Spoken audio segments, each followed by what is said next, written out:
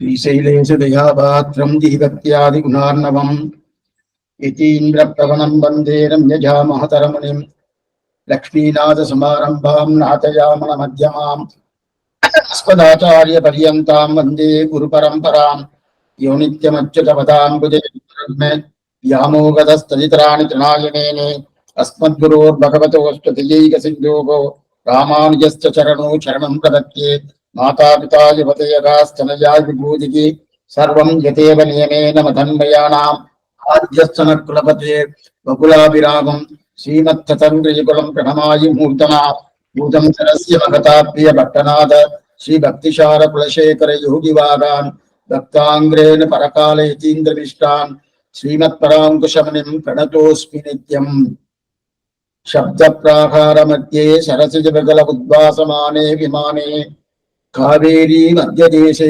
मृतिधरभरिरान् भोगपर्यङ्कपाते निद्रामुद्रा विरामं करीकरशिरस्पार्श्च विन्यस्त अस्तं पद्मादात्रिकराभ्यां परिचितचरणं रङ्गराजं भजेऽहम्.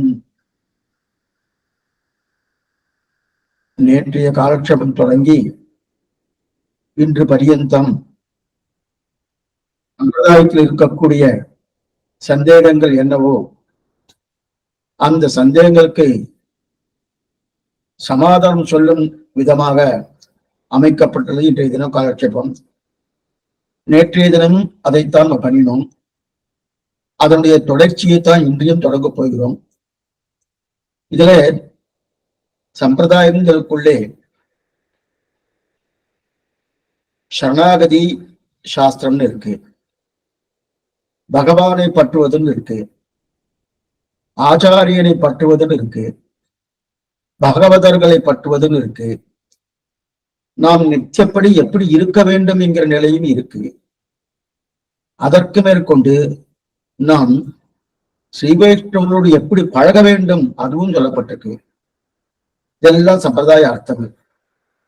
இதுல நிறைய சந்தேகங்கள் அவரவர்களுக்கு ஏற்படலாம். ஏனென்றால் ஸ்ரீ வைஷ்ணவ சம்பிரதாயம் என்பது மற்ற சம்பிரதாயத்தை காட்டிலும் வேறுபட்டது.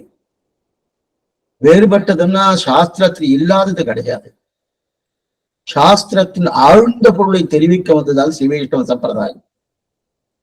ஏனைய மதங்கள் அடையின எந்த மதத்தையும் குறை சொல்றதுக்காக வரல.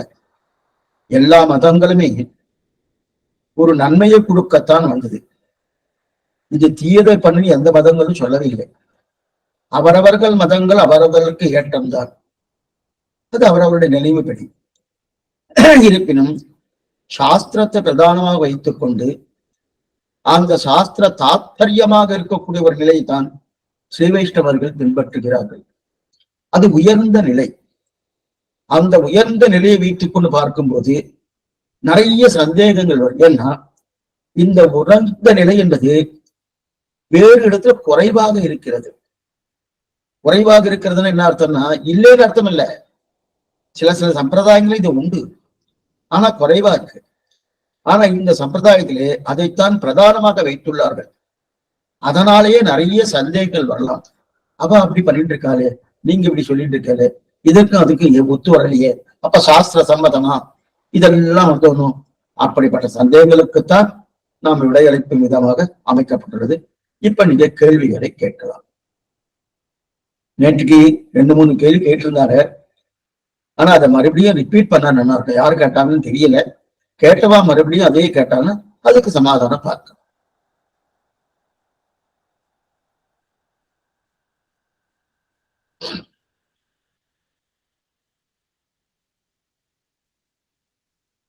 நேற்று கேட்டவா வரல போட்டிருக்கோங்க. நேற்று என்ன கேள்வி கேட்டாலும் அது எனக்கு ஞாபகம் இல்லை. ஆனா நாளைக்கு உண்டு, நாளைக்கு கண்டினியூ பண்ணலாம்னு சொல்லியிருந்தா வார்த்தை. சரி, இப்ப நீங்க உங்களுக்கு என்ன சந்தேகங்களோ அதை கேட்கிறேன்.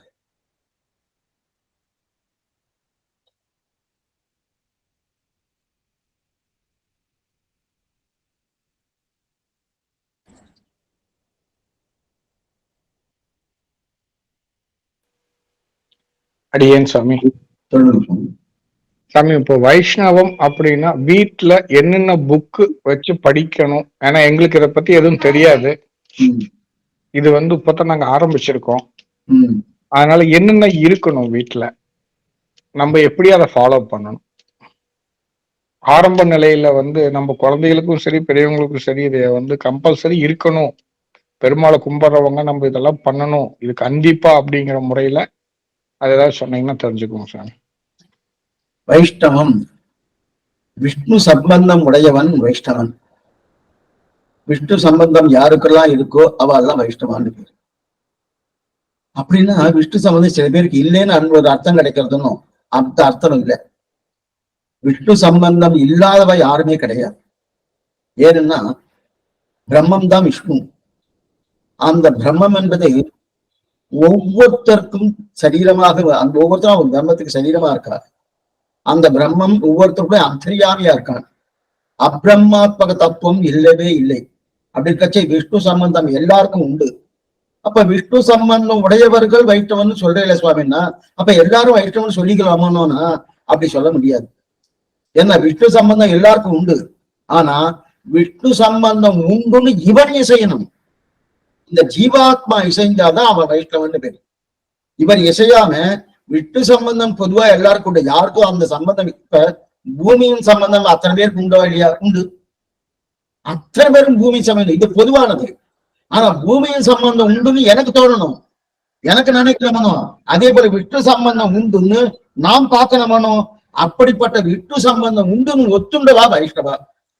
வைஷ்ணவான்னா விஷ்ணுவுக்கு பிரதானமா வைத்துக் கொண்டு பகவான் விஷ்ணு ஸ்ரீமன் நாராயணன் அவனை ஆராதிப்பதான் என்னுடைய முக்கியமான ஒரு நிலையா இருக்கக்கூடியது என்று சொல்லுதான் இந்த விஷ்ணு சம்பந்தத்துல வைஷ்ணவம்.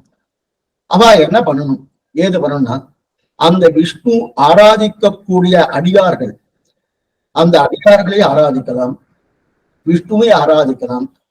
விஷ்ணு பத்னியாக இருக்கக்கூடிய மகாலட்சுமி பிராட்டி அவளையும் ஆராதிக்கலாம், ஆழ்வார்களை ஆராதிக்கலாம், ஆச்சாரியர்களை ஆராதிக்கலாம். இதெல்லாம் விஷ்ணுவை ஆராதிப்பது என்பது முதல் படி.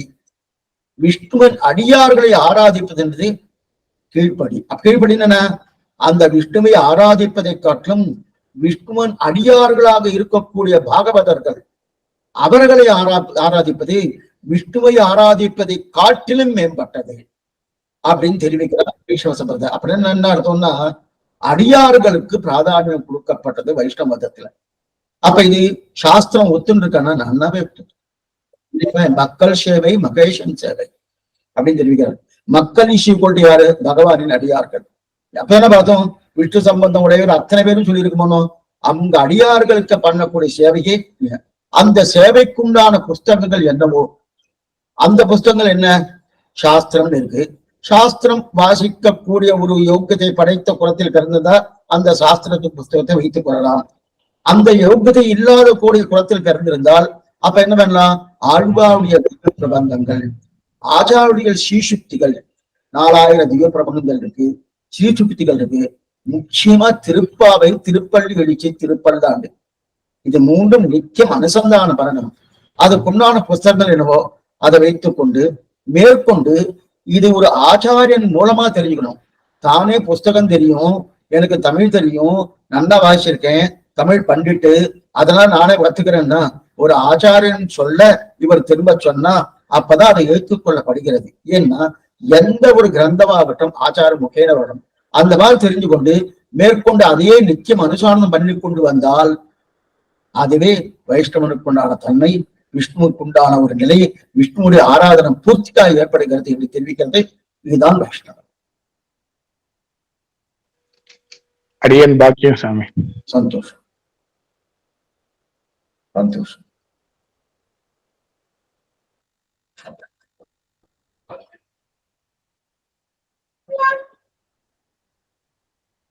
அடியன் ஸ்ரீமதி ராமானுஜாய நமக. அடியன் நிறைய பேர் சொல்றாங்க சாமி, ராமாயணமும் மகாபாரதம் வீட்டுல படிக்கவே கூடாதுன்னு சொல்றாங்க. அடியன்லாம் டெய்லி ஒரு சர்க்கிளும் படிக்கணும்னு ஆசைப்படுவேன், படிப்பேன் ராமாயணம் எல்லாம். அது எப்படி சாமி மத்தவங்ககிட்ட அது எப்படி சொல்றேன்னு தெரியல. எல்லாரும் அந்த யுத்த காலத்துல சண்டை வர்ற மாதிரி வீட்டுல சண்டை வரலாம் அவங்களுக்கு புரிய வைக்க முடியல. அது எப்படி சாமி சொல்றது அவங்களுக்கு? அடியன் ஸ்ரீமதி ராமானுஜா. இது எது போல இருக்குன்னா, நம்ம பஸ்ல போறோம், ட்ரெயின்ல போறோம், பிளைட்ல எல்லாம் போயிட்டு இருக்கோம். பிளைட் ஆக்சிடென்ட் நடக்காம இருக்கா? நடக்கிறது. பஸ் ஆக்சிடென்ட் நடக்காம இருக்கா? நடக்கிறது. ட்ரெயின் ஆக்சிடென்ட் நடக்காம இருக்கா? நடக்கிறது. அதனால இந்த மாதிரி நடக்கிறது, நீங்க யாரும் போகாதீங்க அப்படின்னா எல்லாரும் போயிட்டுதான் இருக்காங்க. போகாம ஒண்ணு இல்லையே. அது அவரவர்களுடைய கர்மாதீனமாக அது நடக்கப்படுது. ஆனால் ராமாயணமோ மகாபாரதமோ இதிகாச புராணங்களோ சாஸ்திர வாக்கியங்களோ ஒவ்வொருத்தரும் படிக்கணும். அதுல எந்த விதமான மாற்று கருத்தும் கிடையாது. ஏன்னா ராமாயணம் படிப்பதால் என்ன நன்மை அது முதல்ல தெரியும். மகாபாரதம் படிப்பதால் என்ன நன்மை? பகவான் தான் இங்கிருந்து ஸ்ரீவைகுண்டம் போவதற்கு முன்னாடி கண்ணன் பாகவதத்துக்குள்ளே நான் இருக்கிறேன். பாகவத சப்தாகம் சொல்றா. 7 நாட்கள் பாகவதம் படிக்கிறான்னு இருக்கா. என்னன்னா அந்த பாகவதமே கண்ணன் தான். அப்ப கண்ணனையே டைரக்டா சேவிக்கிறோம்னு அர்த்தம். பாகவதம் படிச்சாலே, ராமாயணத்தை சேவிச்சாலே படிச்சாலே ஒரு சர்க்கம் இல்லை. நம்மால முடிஞ்ச இவ்வளவுதான் படிக்கிறன்ற ஒரு நிர்ணயம் கிடையாது எந்த நிலையிலும். ஆனா அது படிக்க வேண்டிய காலம் என்பது பெண்களுக்கு அந்த 4 நாட்கள் என்பது விதிவிலக்கு அளிக்கப்பட்டுள்ளது. அந்த 4 நாட்கள் கூடாதே தவிர மற்ற 7 நாட்கள் தான் பெண்களாகட்டும், சிறுவர்களாகட்டும், பாலகர்களாகட்டும், ஆண்களாகட்டும், யார் வேணாலும் எப்பொழுது வேணாலும் எந்த நிலை. ஆனால் அதுக்குண்டான அனுஷ்டானம் இருக்கணும். நான் எழுந்தேன், இன்னும் பல்லப்பட தேய்க்கல, ராமாயண புத்தகத்தை எடுத்து வச்சிருந்தேன், அது கூடாது. அதற்குண்டான அனுஷ்டானம் என்ன? அந்த அனுஷ்டானத்தை வைத்துக் கொண்டு அவசியம் படிக்கலாம். படித்தால் என்ன ஆகும்னா, வால்மீகி பகவான் எழுதினது அந்த வால்மீகி மேல அத்தனை பிராபண்யம் ராமனுக்கு. ஓ, நாம் எழுதப்பட்ட இப்படிப்பட்ட ராமாயணத்துல என லவகுச்சா சொல்ல ராமாயணத்தை டைரக்டா கேட்டதே ராமன். மகாபாரதம் மாதிரி கேட்கல. சகஸ்ரநாமத்தை கேட்டாரே தவிர மகாபாரதத்தை கேட்டாருன்னா கேட்கவே இல்லை. ஆனா ராமாயணம் பூர்த்தி 24,000 ஸ்லோகங்களையும் பூர்ணமா கேட்டிருக்காரு. இத்தனைக்கும் உத்தர ராமாயணத்தை சேர்த்து கேட்டிருக்காரு. இவர் எப்ப ஸ்ரீவைகுண்டம் போறாருன்னு இவர் இருக்கச்சே அந்த வார்த்தையை சொல்லி வந்துட்டு இருக்கு. அப்படி இருக்கச்சே அந்த ராமாயணம் சேப்பிப்பதுதான் ராமனுடைய திருவுள்ள உகக்கம். ராமனுடைய திருவுள்ள உகந்தாலே நம்ம குடும்பம் க்ஷேமமா இருக்க போது அவசியம் சேவிக்கலாம். எந்த விதமான தவறும் கிடையாது. அடியன் டெய்லி படிப்பேன் சாமி. அது சொல்றவங்களுக்கு எப்படி சொல்றதுன்னு எனக்கு புரியல. நீங்க சொல்றீங்களா, இப்போ ட்ரெயின்ல போறப்போ பஸ்ல போறப்போ ஆக்சிடென்ட் இருக்கா போகாம இருக்கிறாங்க இல்லையே, அந்த பதில் சொல்றதுக்கு அடியன் புரிஞ்சுக்கிட்டு சாமி. அடியன் அவங்க சொல்றதுக்குனால நான் ராமாயணத்தையோ பாகவதத்தையோ விஷ்ணு புராணத்தையோ படிக்காமல இருக்கிறது இல்ல. அடியன் பாகியசாமி திருவடியை சேவிச்சுக்கிறேன். சிறுமதி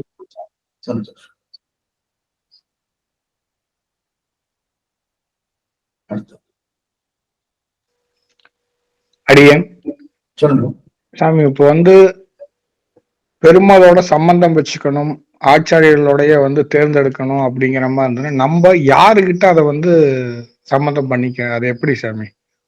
இப்போ நான் பஞ்சசம்ஸ்காரம் எடுத்துக்கணும். ஏன்னா அப்பா எடுத்துருந்தார், அவர் தவறிட்டாரு.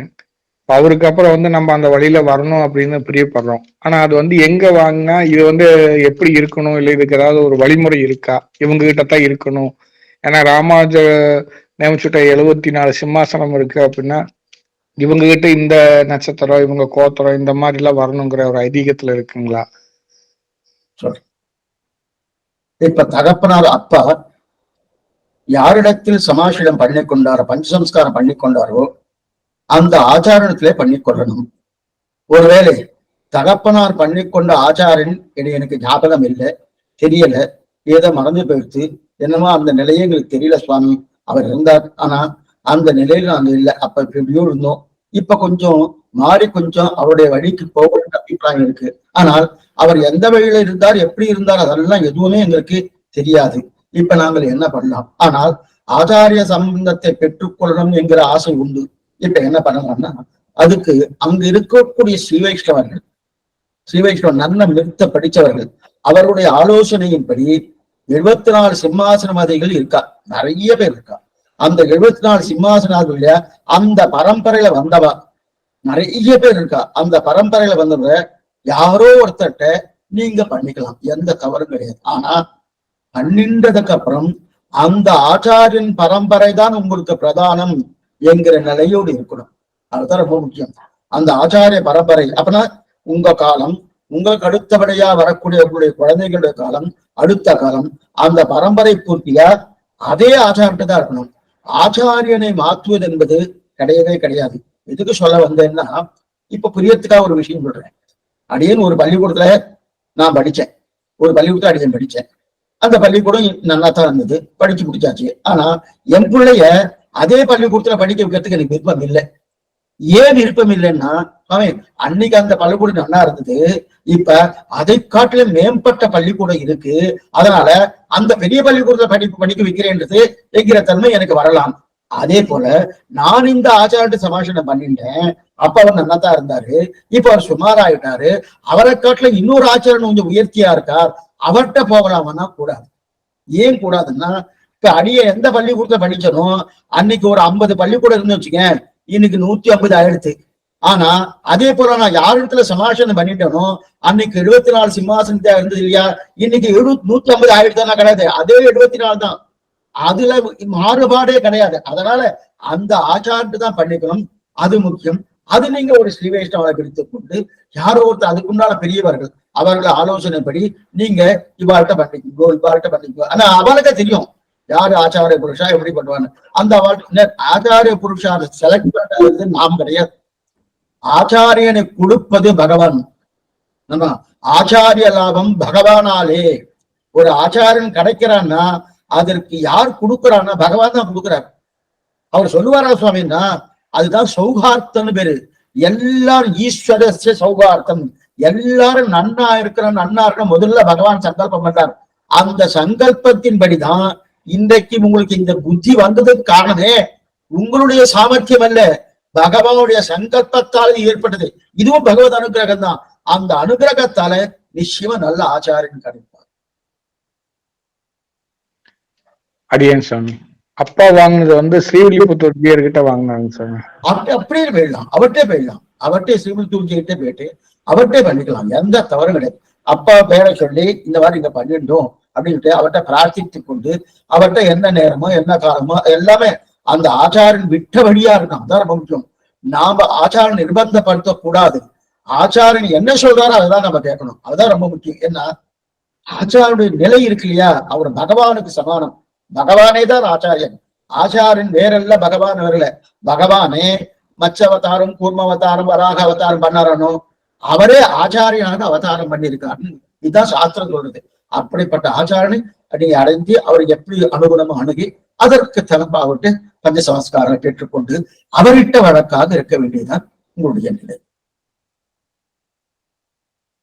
அடியேன் சுவாமி, வாங்குறதுக்கு முன்னாடி நம்ம ஏதாவது கத்துக்கிட்டு வேற ஏதாவது கைங்கரியமெல்லாம் செஞ்சுட்டு தான் போகணுங்களா? அது ஏதாவது வழிமுறை? ஒண்ணுமே இல்லைங்க. ஆச்சாரன் போய் பத்தியாச்சுன்னா அவர் எல்லாமே சொல்லுவார், அவர் எல்லாமே சொல்லுவார்.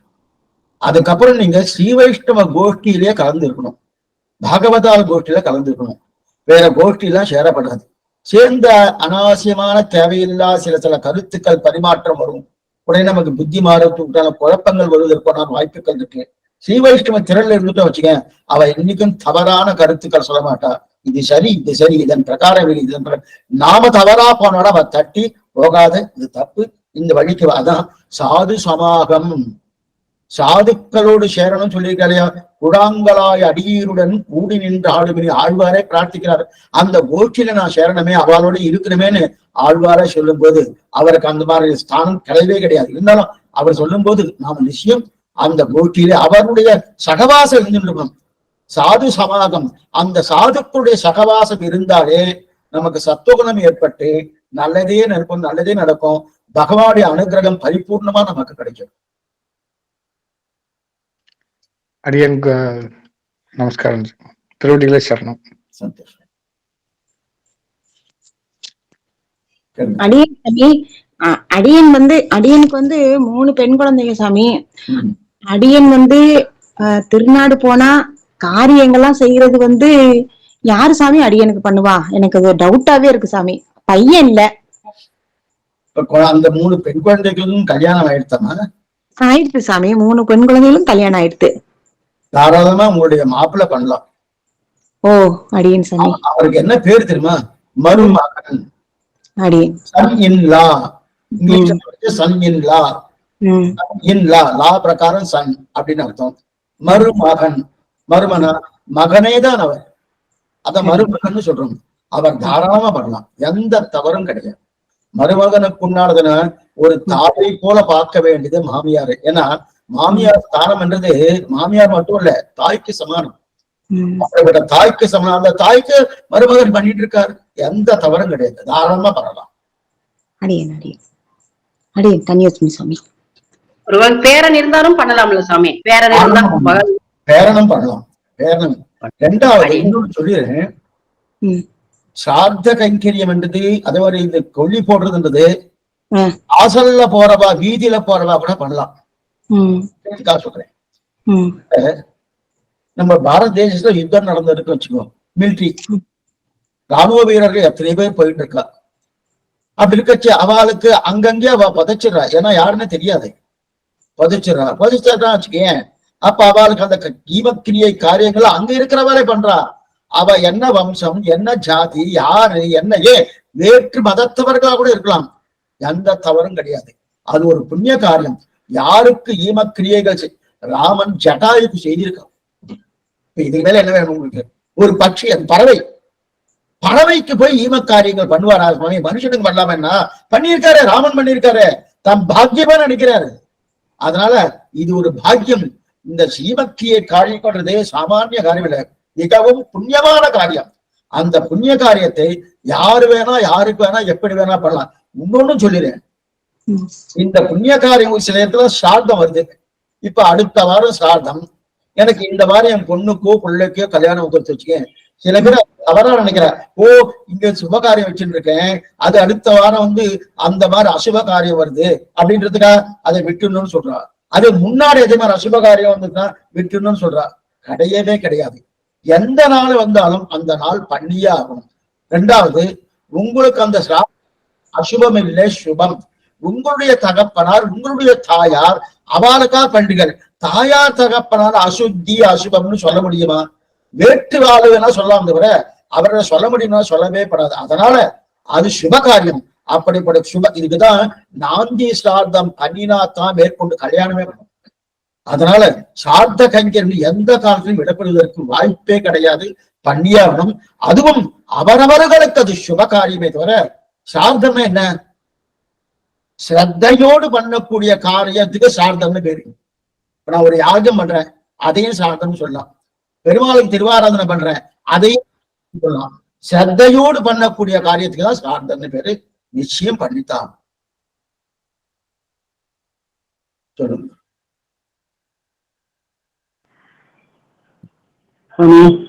சொல்லுங்க. இப்ப பகவான் அடையணும்னு சொன்னா பகவானுடைய திருநாமத்தை சொல்லி அவரை ஆராதனை செஞ்சுக்கிட்டு இருந்தாரே பகவான் அடையலாம் அப்படின்னு சொல்றாங்க. பகவான் திருநாமம் ஒன்றே போதும், நம்ம அவருடைய திருவிடையில் சேர்த்து வைக்கும் அப்படிங்கிற பக்தி மார்க்கத்துல நாம நடந்துகிட்டா போதும் அப்படின்னு சொல்ற போது அது கரெக்டா?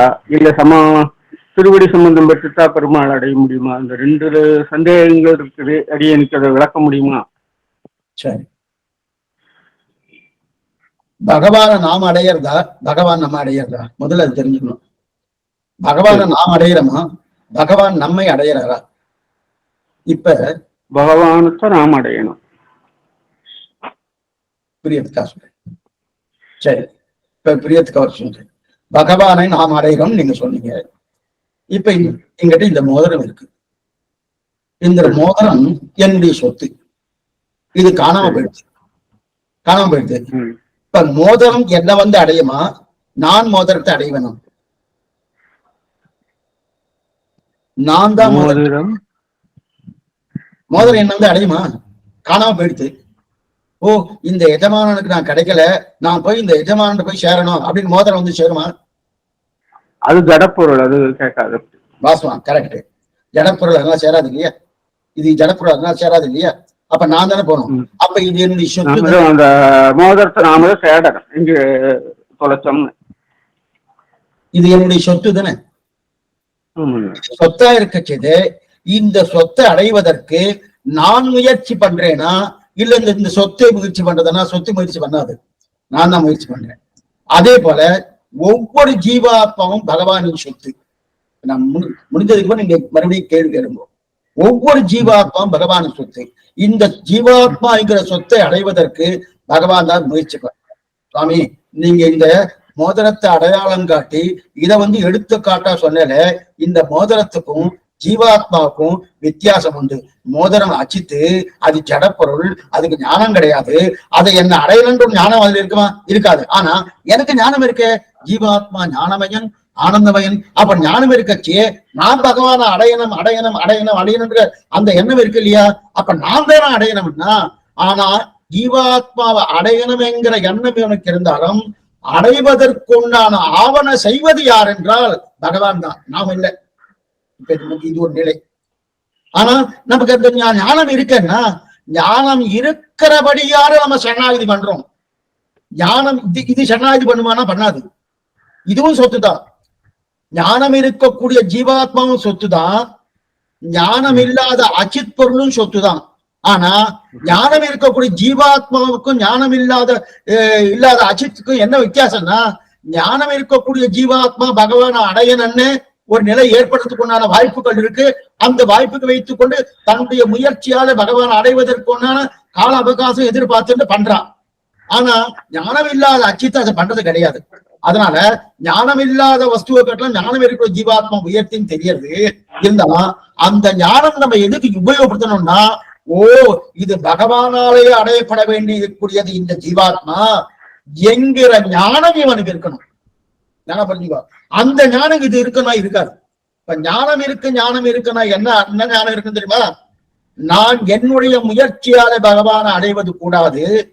ஏன்னா சொத்து அவர் தான். நாம கிடைக்கணும்னு எதிர்பார்த்து நிற்பது அவர். நம்ம என்ன நினைக்கிறோம், நாம பண்றதுனால அவர் அவரு இத்தனையும் எனக்கு கொடுக்குறாரு, நான் போய் பிரார்த்தித்தேன் ஆனா இதை கொடுத்தார், நான் பிரார்த்தித்த விடையில எனக்கு மோசம் கொடுக்குறாரு, நான் பிரார்த்தித்த விடையில வீடு கொடுக்குறாரு, சொத்து கொடுக்குறாரு, சுகம் கொடுக்குறாரு அப்படின்னு நினைக்கிறேன் இல்லையா? கிடையவே கிடையாது, அவரே கொடுக்குறாரு. அந்த மாதிரி எல்லாருக்கும் கொடுக்கலாமே சுவாமி. ஏன் கொடுக்கல? எதுக்காக கொடுக்கல? கொடுக்க வரைச்சவன் தடுக்கிறான், அதனாலதான் நடக்கல. கொடுக்க வரைச்ச தடுத்துன்னு இருக்கும், அதான் நடக்கல. இப்ப தடுத்துன்னு இருக்கீங்க. அந்த மாதிரி இந்த பகவான் கிட்ட இது வச்சுக்கோ அப்படின்னு கொடுத்தார, கொடுக்கலையே சொன்னேன். அது அந்த அர்த்தம் இல்லை. எப்படின்னா சில காரியங்கள் நம்ம பண்ண வரும்போது ஒரு யாத்திரை ஒருத்தர் கூப்பிட்டுருக்காரு. கூப்பிட்டோன்னே வாங்க எனக்கு ஞானம் இல்லை சொன்னேன், நான் இங்க போகணும் அங்க போகணும் இது போகணும் அது போகணும் அப்படின்னா, அப்ப அந்த நல்ல காரியத்தை ஒரு வாய்ப்பு கொடுக்கச்சே நம்ம தடுக்கிறோம். அப்ப நம்ம என்ன நினைக்கிறோம், அது பெரிய குத்தமானா? அதுதான் அவர் நல்லதை பண்ண வரும்போது நம்ம தடுக்கிறோம். அதை தடுக்காம இருந்தா நடந்துரும். அப்பன்னா சாஸ்திர சம்மதம் பிரகாரம் நாம இருக்க வேண்டிய நிலைப்படி இருந்தா அவனுடைய நாமஸ்மரணத்தை சொன்னாலே பகவான் எனக்கு பூர்ணமான நம்பிக்கை கொடுப்பான். எது போறேன்னு இதுக்கு ஒரு எக்ஸாம்பிள் சொல்றேன். ஒரு குழந்தை என்ன பண்ணிட்டு காத்தால் எழுந்து தகவனார் பார்த்து, அந்த குழந்தைக்கு வயசு 8 வயசு, கொஞ்சம் நல்லா தெரியறது, ஞானம் தெரியுது, நல்லா தெரியுது. இப்ப 8 வயசுல 3ஆம் வகுப்பு படிக்கிட்டு இருக்கு. பார்த்தால அப்பாட்ட எழுந்து, அப்பாப்பா நீ எனக்கு தகப்பனார் தெரியுமோ? என்ன இப்படி கேட்கிற? ஆமா நீ எனக்கு தகப்பனார், நீ தான் என்ன ரட்சிக்கணும், நான் கேட்டபடியால் தான் நீ என்ன ரட்சிக்க போற. எனக்கு புஸ்தகம் வாங்கி கொடு, எனக்கு ஃபீஸ் கட்டு, எனக்கு யூனிஃபார்ம் வாங்கி கொடு, எனக்கு சாப்பாடு சரியா போட்டு, இதெல்லாம் கேட்டு ஒழுங்கா பண்றியானோ? நான் கேட்டபடியால் தான் நான் கொடுக்குறேன் அப்படின்னு கேட்டு இல்லைன்னா அதனால யாரு காசுக்குன்னு தகப்பனாரு தான். நான் உன்னுடைய தகப்பனார், நான் பண்ண வேண்டியது நீ என் சொத்து, நான் பண்ண வேண்டியது என் பொறுப்பு அப்படின்னு இருக்குன்னு. அதே போல இப்ப இந்த புள்ள கேட்டா எப்படியோ நாம அதே போல பகவான்கிட்ட போய் நீ எனக்கு ரட்சிக்கிறியா, நீ இதுக்கு பண்றியா அப்படின்னா அதுதான் அர்த்தம். அப்ப கேட்கப்படாதுன்னா கேட்கப்படாது. ஆனா நாம இருக்க வேண்டிய சாஸ்திர சம்மதப்படுத்தி இருந்தாலே பகவான் தன் சொத்தை எப்படி பாதுகாக்கணுமோ அது பரிபூர்ணமாக பாதுகாப்பதுக்கு அவன் தயாரா இருக்கான். சொத்தை அவன் விடவே மாட்டான். சொத்து உயர்ந்த சொத்து. அதனால்தான் அந்த ஜீவாத்மம் எங்க வச்சுட்டு இருக்காதுமா, கௌஸ்துப சொஸ்தி தீபம், கௌஸ்துப ஸ்தானம் திருமார்புல இங்க வச்சுட்டு இருக்கான் பகவான். ஒவ்வொரு ஜீவாத்மாவும் இதுக்குள்ள இருக்காமலே திருமார்புக்குள்ள இருக்கு. அவ்வளவு உயர்ந்த பிராட்டி கூட பக்கத்துலதான் வச்சிருக்காரு, அவ்வளவு உயர்ந்த ஸ்தானத்தை வச்சிருக்காரு. அந்த சொத்தை விடுவதற்கு வாய்ப்பே கிடையாது. நாம சாஸ்திர சம்மதத்தின்படி நடந்துட்டே இருந்துட்டோம் வச்சுக்கேன், எந்த நமக்கு கிடையாது. இப்ப சொல்லுங்க ஜெயவேல். இல்ல இப்ப நம்ம பகவான் திருநாமத்தை சொல்லிட்டே இருந்தாரா பகவான் நம்மளை அடைய மாதிரி பண்ணுவாரா? இல்ல சம்பிரதாய பிரகாரம் நாமத்தை சொல்லலாம், அவருக்கு உண்டான கைங்கரியங்களை பண்ணலாம், தொண்டு பண்ணலாம், அவருடைய அடியார்கள் தொண்டு பண்ணலாம், எல்லாமே பண்ணலாம். ஆனா இதெல்லாம் பண்றபடியால பகவான் எனக்கு பண்றான்னு கிடையாது. இப்ப இந்த குழந்தை 8 வயசு குழந்தை, நான் எங்க அப்பாவை கால் பிடிச்சு கொடுத்தேன், கால் அமைக்க விட்டேன். எங்க அப்பாவுக்கு நான் வந்து கடைக்கு போய் இதை வாங்கிட்டு வந்தேன், அதனால அப்பா என்னை ரட்சிக்கிறார் எந்த குழந்தைய சொல்லும். அது சரியாது. அவர் வாங்கினாலும் வாங்கினாலும் தன் குழந்தைன்றதுக்காக ரட்சிக்கிறாரு. அதே போல நீ ஆனா சொன்னபடியா பண்ணப்படாதுன்னு அர்த்தம் இல்லை. நல்லா புரிஞ்சுக்கோ. பண்ணா பகவானுக்கு ஆனந்தம். அதே போல இந்த குழந்தை காலை பிடிச்சு விட்டாலும் கடைக்கு போனாலும் அந்த தகப்பனாருக்கு ஆனந்தம். ஆனா இத பண்ண அதனால கொடுப்பாருன்னு கிடையாது. பண்ணலனாலும் கொடுப்பாரு. ஆனா பண்ணது எதுக்கு சுவாமினா அவர் ஆனந்தத்துக்கு, பகவானுடைய ஆனந்தத்துக்கா. விஸ்வம் வசத்காரகா பூதபவிய பபத்பதுகு அப்படின்னு சரஸ்ராமம் சொல்றேன், பாராயணம் பண்றேன், திருப்பாவை பாராயணம் பண்றேன். எல்லாரும் எதுக்குன்னா அவனுடைய ஆனந்தத்துக்காக. இத பண்ணா ஓ என்னுடைய பக்தன் இப்படி பண்ணிட்டு இருக்கான்னு அவர் ஆனந்தப்படுறார். ஆனந்தப்பட்டாலே போறோம், நமக்கு குடும்பம் க்ஷேமமாயிடும். என்னமா நன்றி நன்றி நமஸ்காரம். புரிஞ்சுதா உங்களுக்கு? அது முதல்ல சொல்லுங்க. புரிஞ்சுது. எனக்கு ஒரு சந்தேகம், பக்தி மார்க்கத்துல இருந்தா போதும் அல்லவா? திருவடி சம்பந்தம் அங்கி அந்த உங்களுக்கு திருவடி சம்பந்தமும் வேணும். ஆனா அந்த திருவடி சம்பந்தம் பண்ணிண்டாதான் எனக்கு மோட்சம், திருவடி சம்பந்தம் பண்ணிட்டுதான் பகவான் கொடுப்பான்னு கிடையாது. அதுதான் சொல்லுவாங்க. பண்ணிண்டா என்ன அர்த்தம், என்ன ஆகுன்னா நமக்கு சீக்கிரமா அவனுடைய அனுகிரகம் கிடைக்கும். அது மட்டும் இல்ல, நம்ம தவறான பாதைக்கு போகாதற்குண்டான தகுதி எல்லாம் இதுல கிடைச்சிடும். ஏன்னா திருவடி சம்பந்தம் நமக்கு வைஷ்ணவர்களுடைய சம்பந்தம் கிடைக்கிறது. அவரோட இருந்தாலே நமக்கு தவறான பாதை போவதற்கு வாய்ப்பு கிடையாது. வாய்ப்பு இல்ல. வாய்ப்புகள் நாமளே மனசாட்சியை தவறான பாதைக்கு போகக்கூடாதுன்னு தடுத்து விடும். பட் என்னதான் மனசாட்சிகளும் நம்ம இதுக்குள்ள உடம்புக்குள்ள வாசனைன்னு ஒண்ணு இருக்கு. எத்தனை ஜென்மாவை நம்ம எடுத்துட்டு இருக்கோம். அந்த வாசனை இருக்கு இல்லையா, அந்த வாசனை என்ன பண்ணும்னா என்னை பிடிச்சி தள்ளும். இதை பண்ணுன்னு. அப்ப தள்ளும் போது பக்கத்துல ஸ்ரீவைஷ்ணவா இருந்தா தப்பு பண்ணாத அப்படின்னு அவ தடுக்க ஆரம்பிச்சுவோம். அதனால அவ கோத்தியோட இருந்தா நமக்கு நிச்சயமா நல்லது. அதனால சாது சமாகம் அப்படின்னு சொல்லி. சரிங்க சாமி, சந்தோஷம், நன்றி, நமஸ்காரம் சாமி. நமஸ்காரம் சுவாமி. நமஸ்காரம் சுவாமி. சொல்லுங்க கிருஷ்ணன். சுவாமி, இப்ப பக்தி யோகம், பிரபத்தி யோகம். பக்தி யோகத்துல பக்தி யோகம் மூலமா பெருமாள் கடாட்சம் கிருப பண்ணி நமக்கு மோட்சம் கொடுக்கிறார். இப்ப பிரபத்தில டைரக்டாவே அவர் கிருப பண்ணி மோட்சம் கொடுக்கிறார். சோ இந்த 2 யோகம் மட்டும்தான் சாஸ்திரத்துல சொல்லியிருக்கு. பட் இப்ப ரெண்டுத்துலயுமே பெருமாளுடைய கிருப்பை தானே அங்க பிரதானம். அப்ப கிட்டத்தட்ட 2மே ஒண்ணுதான் அப்படின்ற மாதிரி ஆகுது. ஆனா ஏன் அது ஒரு மாதிரி டைரக்ட் இன்டைரக்ட் அப்படின்ற மாதிரி சொல்றான்? கொஞ்சம் இதுக்கு ஒரு 5-10 நிமிஷம் ஆகும். நல்லா கேட்டுங்க. அடிப்படையிலிருந்து சொல்றேன். பக்தி யோகம் என்பது என்னுடைய முயற்சியாலே பகவானை அடைவது. பிரபக்தி என்பது என்னுடைய முயற்சியே ஒரு துளியும் கிடையாது. நான் பண்றதுக்கு ஒண்ணுமே இல்லை. இப்ப நான் பண்றதுக்கு ஒண்ணுமே இல்லை. இப்ப இத்தனை நாள் இவருக்கு அவர் ஜெயவேல் சார் சொல்லிட்டு இருந்தா இல்லையா, அதே விஷயத்த இன்னும் சொல்ல போறேன். இப்ப நான் பண்றதுக்கு ஒண்ணுமே இல்லை. நான் அதே கேட்கிறேன்னு நினைக்கிறேன். நான் இப்பதான் இது பண்ணேன். இல்ல அதே நீங்க கேட்கல. கொஞ்சம் இது வேறு மாறுபட்ட கேள்விதான். இது ஆச்சரியமான கேள்வி இது. ஏன்னா ஆனா அந்த விஷயத்தோடு இது சம்பந்தப்பட்டிருக்கு. இப்ப என்னுடைய முயற்சியால போனேன்னா அதோட நிலை வேறு.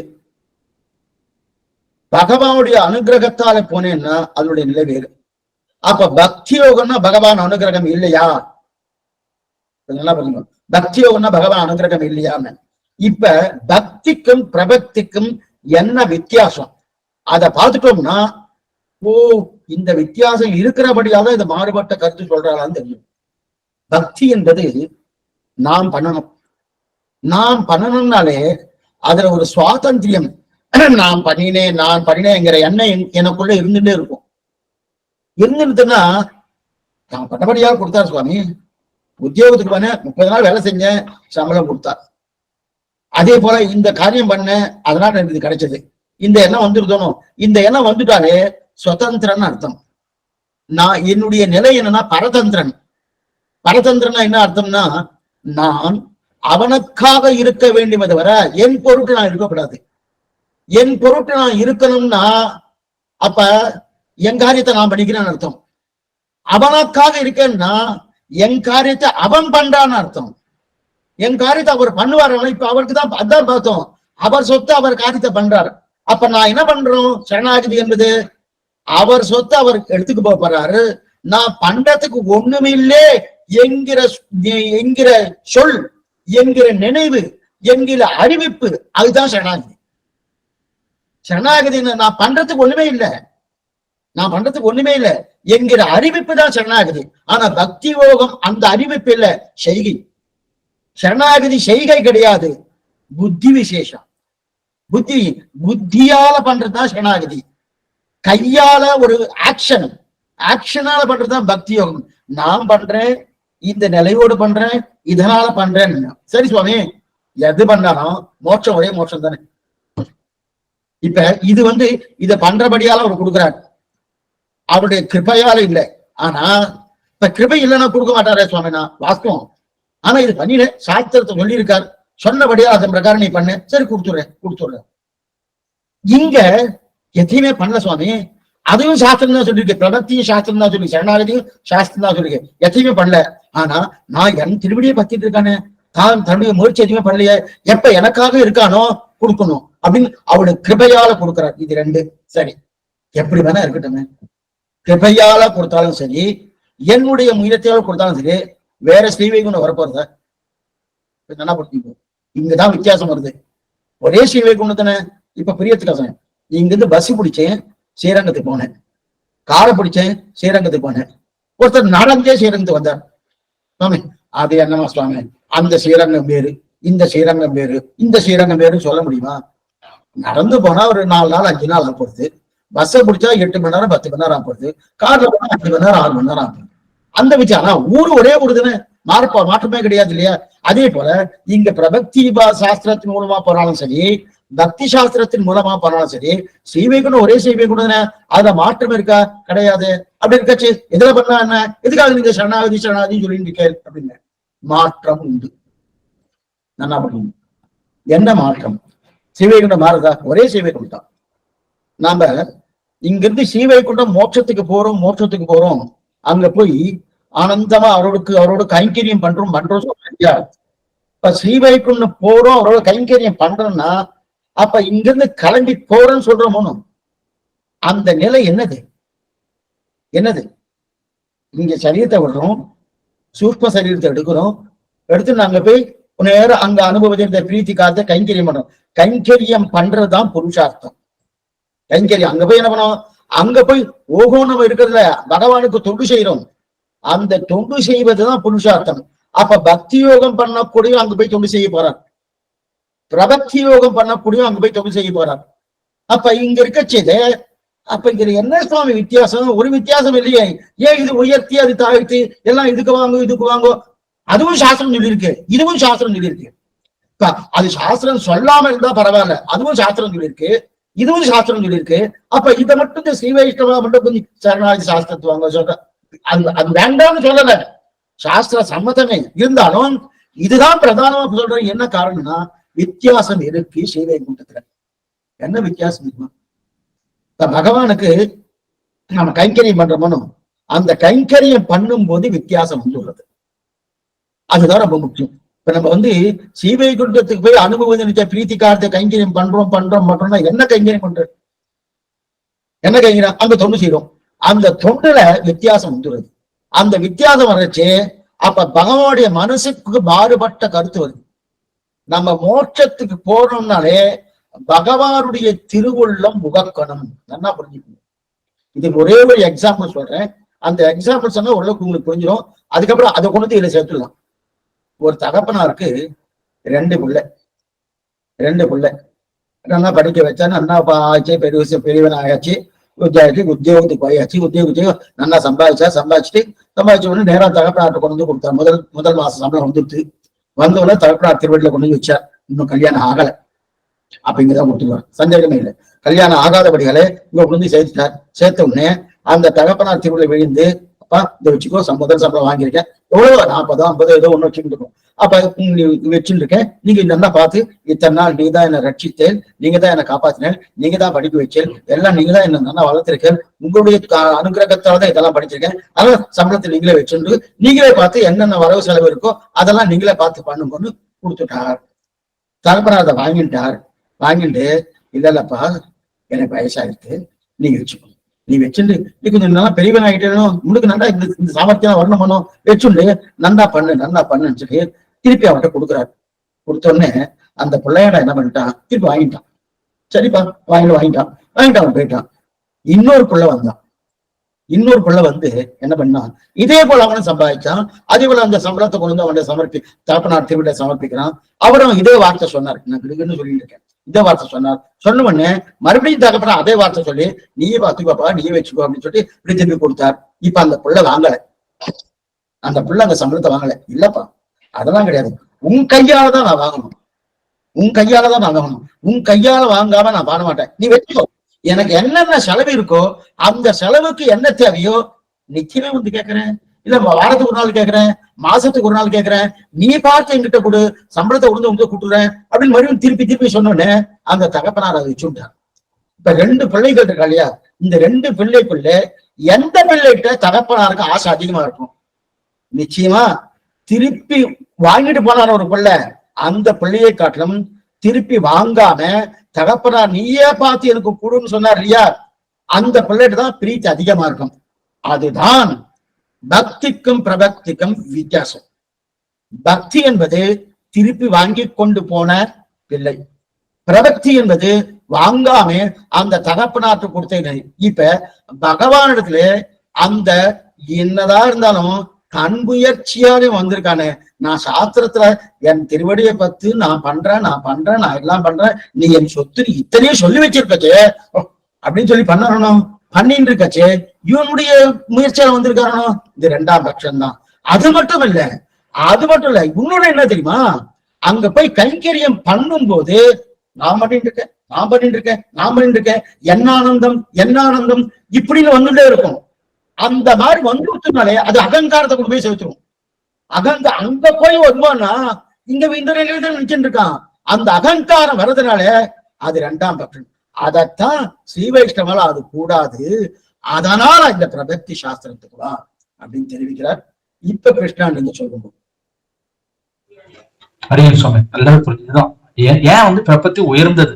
2மே சாஸ்திரம் சொல்லியிருக்கு. பக்தி யோகமும் எந்த வகையிலும் குறைஞ்சது இல்ல.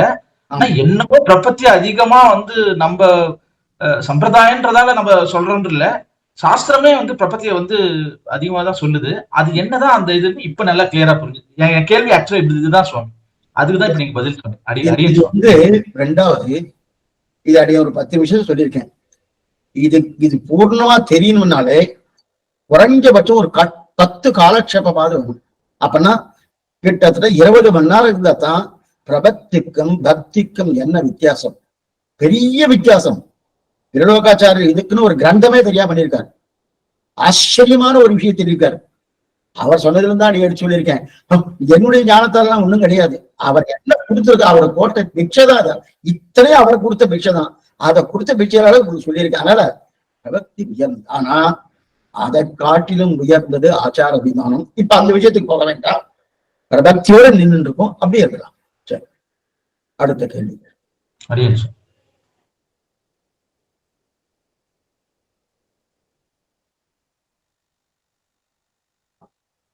அடியன் சாமி, ஸ்ரீமதி ராமானுஜாய் நமக்கு ஒரு கொஞ்சம் ஒரு 5 நிமிஷம் கேட்க வேண்டியிருக்கு சாமி. இப்ப வந்து நாங்க அதிர்சாமிட்டு மும்முச்சுப்படி காலட்சேபம் கேட்கிறோம். சாமி வந்து ஒரு கல்வி கொடுத்திருக்காங்க, என்னன்னா உண்ணுஞ்சோறுன்னு சொல்லி நம்ம வந்து ஆச்சாரியன் சொல்லி அமுதுபடி சமர்ப்பிக்கிறோம். சாமி ரைஸ் பேக்ல அனுப்பிடுவாங்க. அடியன் நாங்க கோவில்பட்டியில இருந்து வேன் படிச்சு ஆச்சாரியங்களுக்கெல்லாம் சமர்ப்பிச்சுட்டு வருவோம். அடியன் வந்து வானமாமலை, திருக்குறங்குடி, பெரிய நம்பி சுவாமிகள், இங்க கோவில்பட்டியில கோவில் சமர்ப்பிக்கிறோம். அப்படி ரைஸ் பேக் எடுத்துட்டு போது வேன் பிடிப்போம். அதுல ஒரு அம்மா தெரிஞ்ச வேன் இருக்குது பிடிக்கிறேன்னு பிடிச்சிட்டாங்க. பிடிச்சேன்னா ரைஸ் பேக் எல்லாம் ஏத்திட்டேன். ஏத்துன பிறகு உள்ள போய் உட்கார்ந்தோம்னா அது கிறிஸ்டின் வேன். நானும் எனக்கு ரொம்ப கஷ்டமா இருந்தது, திரும்ப இறக்க முடியாது, எல்லாம் அந்த டயத்துக்கு போகணும். பிறகு அந்த அம்மாட்ட என்னம்மா நம்ம ஆச்சாரியத்துக்கு சமர்ப்பிக்கிறோம், நீங்க ஒரு கிறிஸ்டின் வேன்லாம் இப்படி பிடிச்சிருக்கிறீங்களா என்னன்னா, எல்லாருமே இதுல என்ன இருக்குன்னு சொல்றாங்க. அடியனுக்கு வந்து அது ரொம்ப கஷ்டம். சரி இனிமே நீங்க பிடிக்க வேண்டாமா, அடியனை பிடிச்சுக்கிறேன்னு சொல்லிட்டேன். அதுல வந்து அவங்க வந்து இதுல என்ன இருக்குது, இதுல எல்லாம் என்ன இருக்குது, நீ பஸ்ல போற கிறிஸ்டின்காரங்க டிரைவர் ஓட்டா நீ இறங்கிடுவேன், அது வேறமா, இது நம்ம ஆச்சாரங்கள் சமுதுபடி சமர்ப்பிக்கிறோம். ஒரு திருக்குறங்குடி ஜிஆர் சுவாமிக்கு உள்ள போய் வேன் இருக்கிறப்போ இயேசு அழைக்கிறான்னு சொல்லி இந்த வேன்ல நம்ம பாகவதால் முறை இறங்குனா நம்மள எப்படி என்ன நினைப்பாங்கம்மா அப்படின்னு சொன்னேன். சரி அவங்க அதை இதுல என்ன இருக்குன்னு சொல்லிட்டாங்க, அடியான் விட்டுட்டேன் சாமி. பிறகு அவங்க சொல்லி திருந்தினாலும் அவங்க எங்க போனாலும் அந்த வேன் தான் பிடிச்சிட்டு போறாங்க. அலுவலர்களுக்கு போனாலும் எங்கேயும் அதையும் நான் ஏமா இப்ப செய்றீங்க, நம்ம பாகவதால் போய் அதுல போய் இறங்கலாமா அப்படின்னு சொல்றேன். இதுல எனக்கு சொல்றாங்க. பிறகு அதே அம்மா இதுல என்ன இருக்கு, நான் கிறிஸ்டின் விற்க வர்றாங்க, அந்த அவங்க கிட்டதான் நான் காய்கறி வாங்கி செய்யறேன். இந்த மாதிரி எல்லாம் பண்ணாதீங்கம்மா, ரொம்ப கஷ்டமா இருக்கு, எனக்கு கஷ்டமா இருக்குது. நம்ம பூர்வாச்சாரியம் சொன்னதை நம்ம செய்யணும்ல. எவ்வளவு நம்ம காலட்சேபத்தை கேட்டுட்டு இருக்கிறோம், பத்ரி சாமிட்டு 2 வருஷமா காலட்சேபம் கேட்கிறோம். நம்ம இதை கூட மாறாட்டி நம்ம எப்படி பாகவதாலும் சொல்றதுன்னா, நீ வேணா நேர் வழியில போ, நாங்க வேணா போன வழியில வர்றோம்னு சொல்றாங்க சாமி. அவங்களுக்கு எப்படி பதில் சொல்றது நானு? அவங்களுக்கு இன்னும் வந்து, அதாவது அவங்க பண்ணுவது பூர்ணமா தவறுன்னு சொல்ல முடியாது. ஆனால் அது வேறு விதத்துல தவறாகும். எப்படின்னா, நமக்கு தெரியாத விதத்துல தவறாகும். எப்படி தவறாகும் சொல்றேன், புரியத்துக்காக சொல்றேன். ஒரு தடவை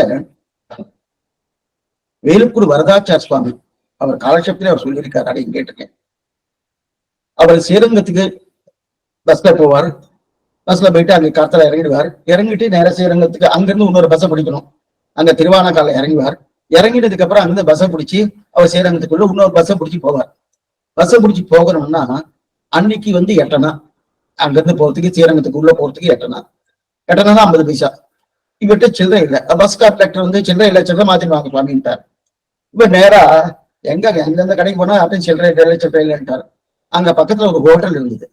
அந்த ஹோட்டலுக்குள்ள போனார். போயிட்டு அவர்கிட்ட போய் கேட்டிருக்காரு.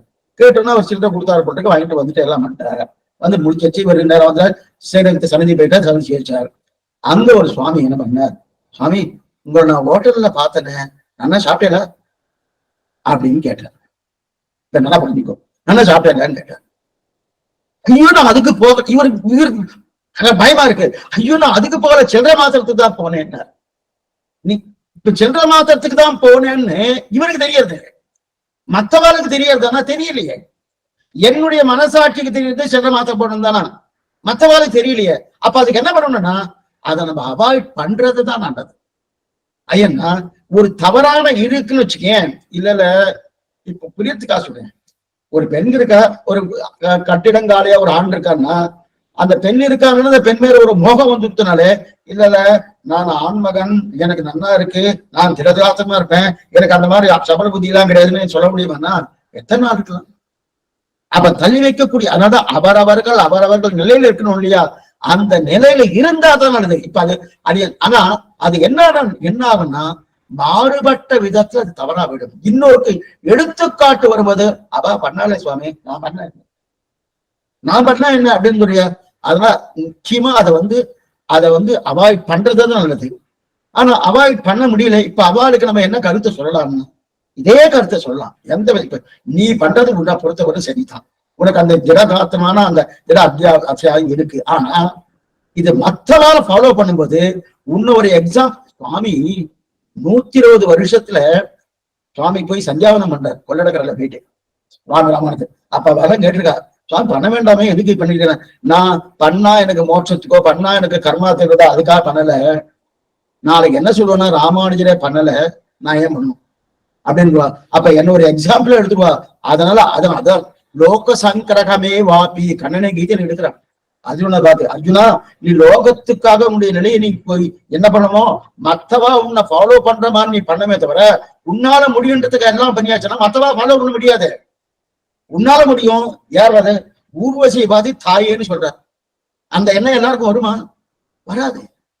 அப்ப ஊர்வசியை பார்த்து தாயேன்னு சொல்றான். அதே மாதிரி நானும் ஊர்வசிட்டு போய் தாயேன்னு சொல்லுவான்னா அவளை அனுபவிக்கணும் தான் பார்ப்பேன். அப்படி இருக்க செய்து அது லோக சங்கிரகமே வாப்பி, லோக சங்கரத்துக்காக பண்ணணும் அவட்ட நிதானமா சொல்லுங்க.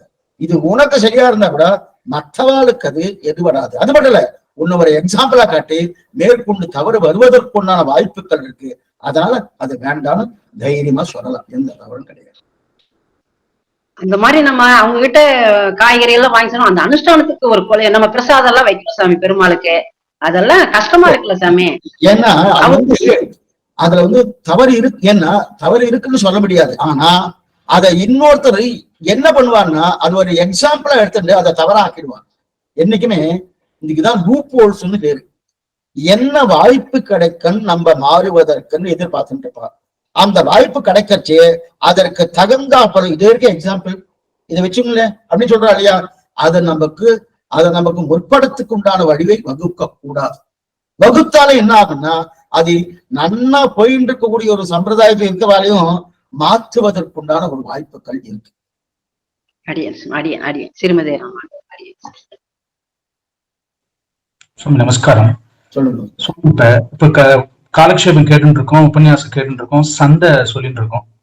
ஆனா இந்த இதே டைம் வந்து நம்ம போக்கிட்டு ஒரு ஸ்ரீ வைஷ்ணவா ஒரு பிரபன்னன் இதுலயே இப்ப டைமை போக்கிட்டு கைங்கரியம் பண்றதுக்கே வாய்ப்பு கிடைக்கல, இல்ல அதுக்கு இம்பார்ட்டன்ஸ் கொடுக்காம அவருக்கு டேஸ்ட் வந்து இந்த உபன்யாசம் காலக்ஷேபம் கேட்கறதுலயே இருக்கு. அது ஒரு பக்கம். இன்னொரு பக்கம் இன்னொருக்கு கைங்கரியம் பண்றதுல நிறைய இருக்கு, அதனால டைம் வந்து காலக்ஷேபம் பண்றதுக்கோ உபன்யாசம் பண்றதுக்கோ அவளுக்கு டைம் இல்லை.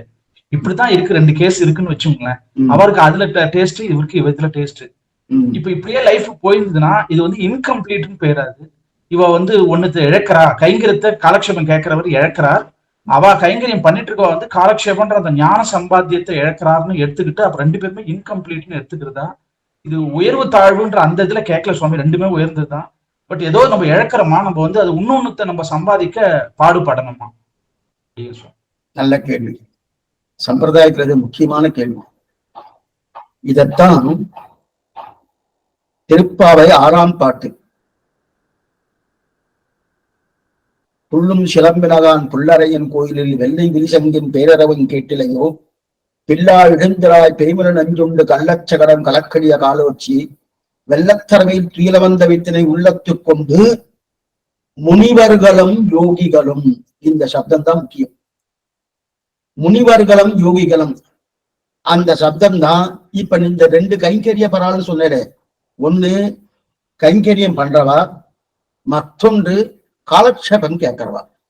அப்பனா செவி வழியாக அவனுடைய நாமஸ்மரணத்தை கேட்கறது அது ஒரு கைங்கரியம் தான். நம்ம காலக்ஷேபம் கேட்கதே கைங்கரியம் தான். எப்படி சொல்லுவது கைங்கரியமோ கேட்பதும் கைங்கரியம் தான். அது நல்லா புரிஞ்சுக்கோ. என்ன நம்ம என்ன நினைக்கிறோம், காலக்ஷேபம் சொல்றவாதான் கைங்கரியம் போட்டுருக்கு, கேட்கிற நம்ம கைங்கரியம் கிடையாதுன்னு அர்த்தம் இல்லை. அதுவும் கைங்கரியம் தான். கேட்டாலும் பகவானுக்கு ஆனந்தம், சொன்னாலும் பகவானுக்கு ஆனந்தம். இன்னும் கேட்டா சொல்றவாளுக்கு காரணம் கேட்கறவாட்டு தான் பகவானுக்கு ஆனந்தம் அதிகமா இருக்கும். ஏன் சுவாமி இவரு சிரமப்பட்டு இவ்வளவு தடவை பண்ணிட்டு எல்லாம் பண்ணிட்டு வர்றாரு, அப்ப அதை கட்டினா அவாட்ட ஆனந்தம் அதிகமாருன்னா சிவர் இந்த நிலைக்கு வந்துட்டாரு. அவ ஒண்ணு வரலையே, வந்து இங்க வந்து உட்கார்ந்து இருக்காரு. அவளுக்கு தான், அதாவது நீ புதுசா வந்தவாளுக்கு தான் நிறைய வாய்ப்பு இருக்கும். அதே போலதான் இங்க அப்படி இருக்க செய்து இருந்தாலும் இப்ப முனிவர் இந்த கைங்கரிய பரா சில பேர் சன்னதி கைங்கரியம் பண்ணே இருப்பா. காலக்ஷேபம்னாலே சுவாமி அதெல்லாம் நீங்க பாத்துக்கணும், அதெல்லாம் பதுக்கணும், எனக்கெல்லாம் அதை ஒண்ணும் புரியறதே கிடையாது, நான் சன்னதி கைங்கரியம் இருந்து அதே இருந்துட்டு இருக்கேன் அப்படியே அதே இருந்துட்டு இருக்கா. சில பேர் இருக்கா. சில பேர் காலக்ஷேபம் பகவான் முன்னாடி வந்துட்டு இருப்பாரு, காலக்ஷேபம் நடந்துட்டு இருக்கோம். காலக்ஷேபம் நடந்துட்டு இருக்கு, சுவாமி அங்க விடவாகன்னு இருக்கேன், நீங்க காலக்ஷேபம் பண்ணிட்டு இருக்கேன்டா. இருக்கட்டும் சுவாமி, அந்த பெருமாள் நான் இங்க பிரமாணத்துல சேவிச்சுட்டு இருக்கேன், இது சேவிக்கலாமே, இது போதுமே அப்படின்னு நினைப்பா. இந்த 2த்துல எது வசதி? அப்ப இது 2மே வேணுமா இல்ல 2மே வேண்டாமா? இந்த 2மே வேணும்னா அதுல எது உயர்த்தினா? இதுல உயர்த்தி தாழ்த்தி என்பது கிடையாது. நல்லா புரிஞ்சுக்கணும். சில பேர் பகவானுக்கு தன்னுடைய சரீரகதமாக கைங்கரியம் பண்ணணும்னு நினைக்கிறார். சில பேர் பகவானுக்கு தன்னுடைய வாய் ஸ்தோத்திரம் மூலமா கைங்கரியம் பண்ணணும்னு நினைக்கிறார். சில பேர் நினைவாலேயே கைங்கரியம் பண்ணணும்னு நினைக்கிறார். நினைவாலேயே இப்ப இந்த புரிஞ்சுங்கோ, நினைவாலேயே கைங்கரியம் பண்ணணும்னு நினைக்கிறார். இப்ப நினைவாலேயே கைங்கரியம் நினைக்கிறாங்க. இப்ப காலட்டும் கேட்டாச்சு, கேட்டு முடிச்சுங்க, அது அர்த்தம்லாம் மனதுல நல்லா பட்டதுக்கு அப்புறம் ராத்திரி 7 மணிக்கு காலட்சேபம் முடிஞ்சதுக்கு அப்புறம் நேரா போய் சாப்பிட்டு முடிச்சது அப்படியே படுத்துட்டு அந்த அர்த்தத்தை அப்படியே நினைச்சு இப்படி சொன்னாரு அப்படி சொன்னாரு, இந்த ஆழ்வார் இந்த மாதிரி பண்ணிட்டு இருக்காரு, இந்த பெருமாள் இந்த மாதிரி பண்றாரு, இந்த ஆச்சாரன் பண்ணாரு, இதெல்லாம் சொன்னாரு, அப்படியே நினைச்சு பண்ணிட்டு இருக்கோம் இல்லையா? இப்ப பண்ணிட்டு இருக்காச்சு. அப்ப ஒருத்தர் கோயில்ல கைங்கரியம் பண்ணிட்டு இருக்காரு, கையில கையில் இருக்காச்சு, சுவாமி படுத்துட்டு இருக்கே சுவாமி, என்னமா நீர் படுத்துட்டு இருக்கே, நான் கைங்கரியம் பண்ணிட்டு இருக்கேன், இதுக்கெல்லாம் கைங்கரியம் பண்ண விருப்பமே இல்லையா? படுத்துட்டு இருக்காரு, நீங்க கைங்கரியம் பண்ணும். அப்படின்னு சொன்னார் வச்சுக்கேன். இப்ப நல்லா கேட்டுக்கோ, இப்ப இவர் அனுபவிக்கிறார். மாடு எப்படி அசை போடுறது, புள்ள சாப்பிட்டு கொஞ்ச நாளைக்கு சட்டை போடுற அந்த மாதிரி அசை போட்டு என்ன அசை போடுறாரு? பகவதி விஷயத்தையும் பாகவதி விஷயத்தையும் ஆச்சார விஷயத்தையும் காலட்சேபத்தில் கேட்ட விஷயத்த அசை போட்டு இருக்காரு. அந்த அசை போட்டு இருக்காருன்னு அவருக்கு தெரியாது, இவர் மனசுல பண்ணிட்டு இருக்காரு, அவருக்கு தெரியாது. ஆனா அவர் என்ன நினைக்காரு? கைங்கரியமே பண்ணல, நான் பண்ணிட்டு இருக்கேன், அதனால இவர் இந்த மாதிரி அசை போட்டு இருக்காரு அப்படின்னா இப்ப இது தவறான கிடையாது, தவறான கிடையாது. ஆனா இப்ப இதுல என்ன ஆகுன்னா, இப்ப இவர் இந்த மாதிரி அசை போட்டு இருக்காருன்னு அவருக்கு தெரியாது. அப்ப அவர் என்ன பண்ணுவாரு? நீ இது கைங்கரியமே பண்ணல, நான் தான் பண்ணிட்டு இருக்கேன் அப்படின்னு அவருக்கு ஒரு அகங்காரம் வந்துடும். நானாச்சும் கைங்கரியம் பண்ணிட்டு இருக்கேன், நீ கைங்கரியம் பண்ணலேன்னு.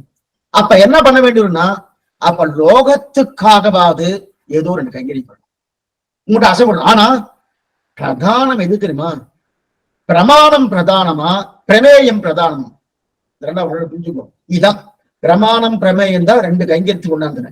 பிரமாணம்னா பகவானை சொல்லக்கூடிய கிரந்தங்கள், 4000 திவ்ய பிரபந்தமோ ஸ்ரீசிக்திகளோ அல்லது அவருடைய ஸ்தோத்திர பாடங்களோ, அதெல்லாம் பிரமாணம்னு பேரு. வேதங்கள் எல்லாமே பிரமாணம் பேரு. அதே பிரமேயம் என்று சொல்லக்கூடிய அந்த பிரமாணம் யாரு சொல்றது? பகவான். அந்த பகவான் சொல்றதுன்னா அப்ப அந்த பகவான் பிரதானம்னா நம்முடைய பூர்வாச்சாரிட்ட கேட்டா பிரமாணம் தான் பிரதானம், பிரமாணம் தான் பிரதானம். ஏன்னா பிரமாணத்தை கொண்டுதான் பிரமேயமே. பிரமேயம் இருக்கு, எப்படி தெரிஞ்சுக்கிறது? பிரமாணம் இல்லைன்னா இன்னைக்கு திருவேங்கடமடியான பத்தி நம்ம ஆழ்வார் 20 பாட்டு பாடலைன்னா இவர் அன்னைக்கு உண்டா? இது ஒரு சுவாமியை கேட்டிருக்காரு. அங்க போய் ஒரு பக்தர் போயிருக்கார், அவர் திரையே எடுக்கல. என்ன திரைய எடுக்கலன்னா, இன்னும் நீ திரைய எடுக்கலன்னா எங்க ஆழ்வார் பாடல்னா நீ கிடையாதுன்னாரு. திரை உடனே அறந்து விழுந்து விடுத்து. அப்ப பிரமாணம் பிரதானமா ஆயிடுச்சுன்னு. ஆனா அந்த பிரமாணம் பிரதானமா இருந்தாலும் அது யாரு சொல்றது? பிரமேயம் என்று சொல்ற ஸ்ரீமன் நாராயண பகவான தான் சொல்றது. அப்ப அந்த பகவான சொல்லும் போது பிரமாணம் என்பது மனசுல இருந்தாலும் அதை அனுஷ்டானத்துல கொண்டு வரணுமோன்னு கொண்டு வர்றதுதான் கைங்கரியம். அனுஷ்டானத்து இப்ப ஸ்பிரலோகச்சாரு பிரதானமா பிரமாணம் தான். பிரமேயம் அந்த விக்கிரகத்தையும் கொண்டு போய் அவர் தான் வச்சிருந்தாரு ஜோதிஷ் குடியில, அங்கேதான் திருநாட்டை அலங்கரித்தாரு. அப்ப பிரமாணத்தையும் ரட்சித்திருக்காரு, பிரமேயத்தையும் ரட்சிச்சிருக்காரு திருலோகாச்சாரன். அந்த நிலை ஒவ்வொருத்தருக்கும் வரணும். ஆனா இதுல பிரதானம் எதுன்னா பிரமாணம் தான். அப்ப 18 ரகசிய கிரந்தங்கள் தான் பிரதானம். இப்ப அவருக்கு கொண்டு போய் ரட்சித்தார் சுவாமி, வாஸ்துவம் தான், அது நல்லா தான் இருக்கு. இருந்தாலும் 18 ரகசிய கிரந்தம் தான் பிரதானம் பேசிட்டு இருக்கோம். அவர் ரட்சித்தார்னு பிரதானம் பேசணும்னா ஏதோ பேசணும். ஆனா 18 ரகசிய கிரந்தங்கள் பிரதானம் பேசுறியா, பிரமாணம் தான் பிரதானம். ஆனா அதனால பிரமாணத்தை பத்தி வச்சுட்டு பிரமேயத்துக்குண்டான கைங்கரியம் பண்ணாம இருக்கக்கூடாது. அப்ப அதுக்கு எதுக்காக பண்ணணும்? லோக சங்கரத்துக்காக பண்ணணும். ஏன்னா பகவானும் தெரியும் நீ பிரமேயத்தை தான் பிரமாயத்தை தான் பிரமாணமான வச்சுட்டு உள்ளுக்குள்ள வச்சுட்டு இருக்கேன். ஆனா லோகத்துக்கு தெரியாது இல்லையா? இதுதான் விஷயம். இப்ப புரியறதா கிருஷ்ணன்? அடியன் சுவாமி. அதாவது நம்ம ஒரு இன்ஃபீரியரா ஃபீல் பண்ணணும்னு அவசியம் இல்லை. அதாவது ஒன்லி காலட்சேபம் கேட்கறதே கைங்கரியம், காலட்சேபம் சொல்லுவதே கைங்கரியம். நல்லா புரியும். யாத்திரை போறதே கைங்கரியம். எங்க தெரியுதா? போவான் போகின்றானை போகாமல் காத்து. இந்த பாட்டுல இது இருக்கு. திருப்பாவே திருப்பாதான். அதனாலதான் வேதமனத்துக்கு வித்தாருன்னு சொன்ன ஆண்டாள் பாட்டு. போவான் போகின்றான், போவதே கைங்கரியம், போவதே பிரயோஜனம். போய் சேவிக்க விட வேண்டாம். யாத்திரை போறோம்னோ, யாத்திரை போறோம்னா ஸ்ரீரங்கமே போல சுவாமி, யாத்திரை ஒரு 40 பேர் போயிட்டு இருக்கோம், பஸ்ல போயிட்டு இருக்கோம் அப்படின்னா அதுவே புருஷார்த்தம். ஸ்ரீரங்கம் போனது புருஷார்த்தம் இல்லையா? கோஷ்டி இருக்காது, கோஷ்டியே புருஷார்த்தம். இந்த எண்ணத்தோடு இருக்கணும். இந்த எண்ணம் எல்லாருக்குமே வரணும். அந்த எண்ணம் வந்துருச்சுன்னு வச்சுக்க, அதுதான் போவான் போகின்றானேங்கிற சப்தத்தாலே ஆண்டாள் தெரிவிக்கிறார். பெருமாள்கிட்ட நம்ம சேவிச்சுக்கலாம். இந்த மாதிரி நம்ம எனக்கு கைங்கரியமும் கொடு, இந்த இதை கொடுத்துருக்க, எனக்கு ஞான சம்பாத்தியம்ன்ற அந்த இதை கொடுத்துருக்க, அதுக்கு ஒரு வாய்ப்பை கொடு அப்படின்னு வேண்டிக்கலாம். இதுல இன்னொன்னு தெரிஞ்சுக்கணும். மானசீக கைங்கரியத்தை விட்டுட்டு காய்க கைங்கரியம் தான் பிரதானம்னு இருக்கப்படாது. காய்கன்னா நம்ம செய்கையால பண்றோமோ, செய்கையால பண்ணிட்டு இருக்கேன், மனசால எனக்கு பெருமாள் பண்ற எண்ணமே இல்லை, ஆனா பண்ணிட்டு இருக்கேன், அது பிரயோஜனம் இல்லை. அப்ப மனசால பண்ணக்கூடிய கைங்கரியம் தான் பிரதானம். அதோடு செய்கையும் இருக்கணும், வாச்சா கைங்கரியம். மனசுல அந்த புத்தியே வராம சொல்லியிருக்கான் சுவாமி பண்ணணுமா, பண்ணிட்டு இருக்கேன், பிரயோஜனம் இல்லை.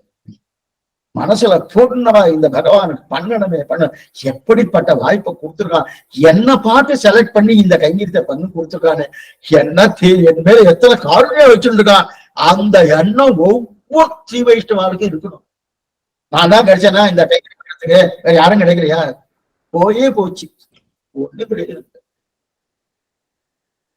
இல்ல இது மாதிரி ஞானத்தை மட்டும் சம்பாதிக்கிற அந்த கைங்கரியத்துல அது ஒரு அகம்பாவம் வருது இல்ல சுவாமி. அந்த நம்மளுக்கு மட்டும் தான் தெரியுது, நம்ம தான் ஞானம் பாத்துங்க. கோயில் கைங்கரியம் பண்றானாலே அவன் கோயில்லயே நிரந்தரா இருக்கா. அப்படிப்பட்டவாள் தான் நீங்க சொல்லிட்டு இருக்கேன்.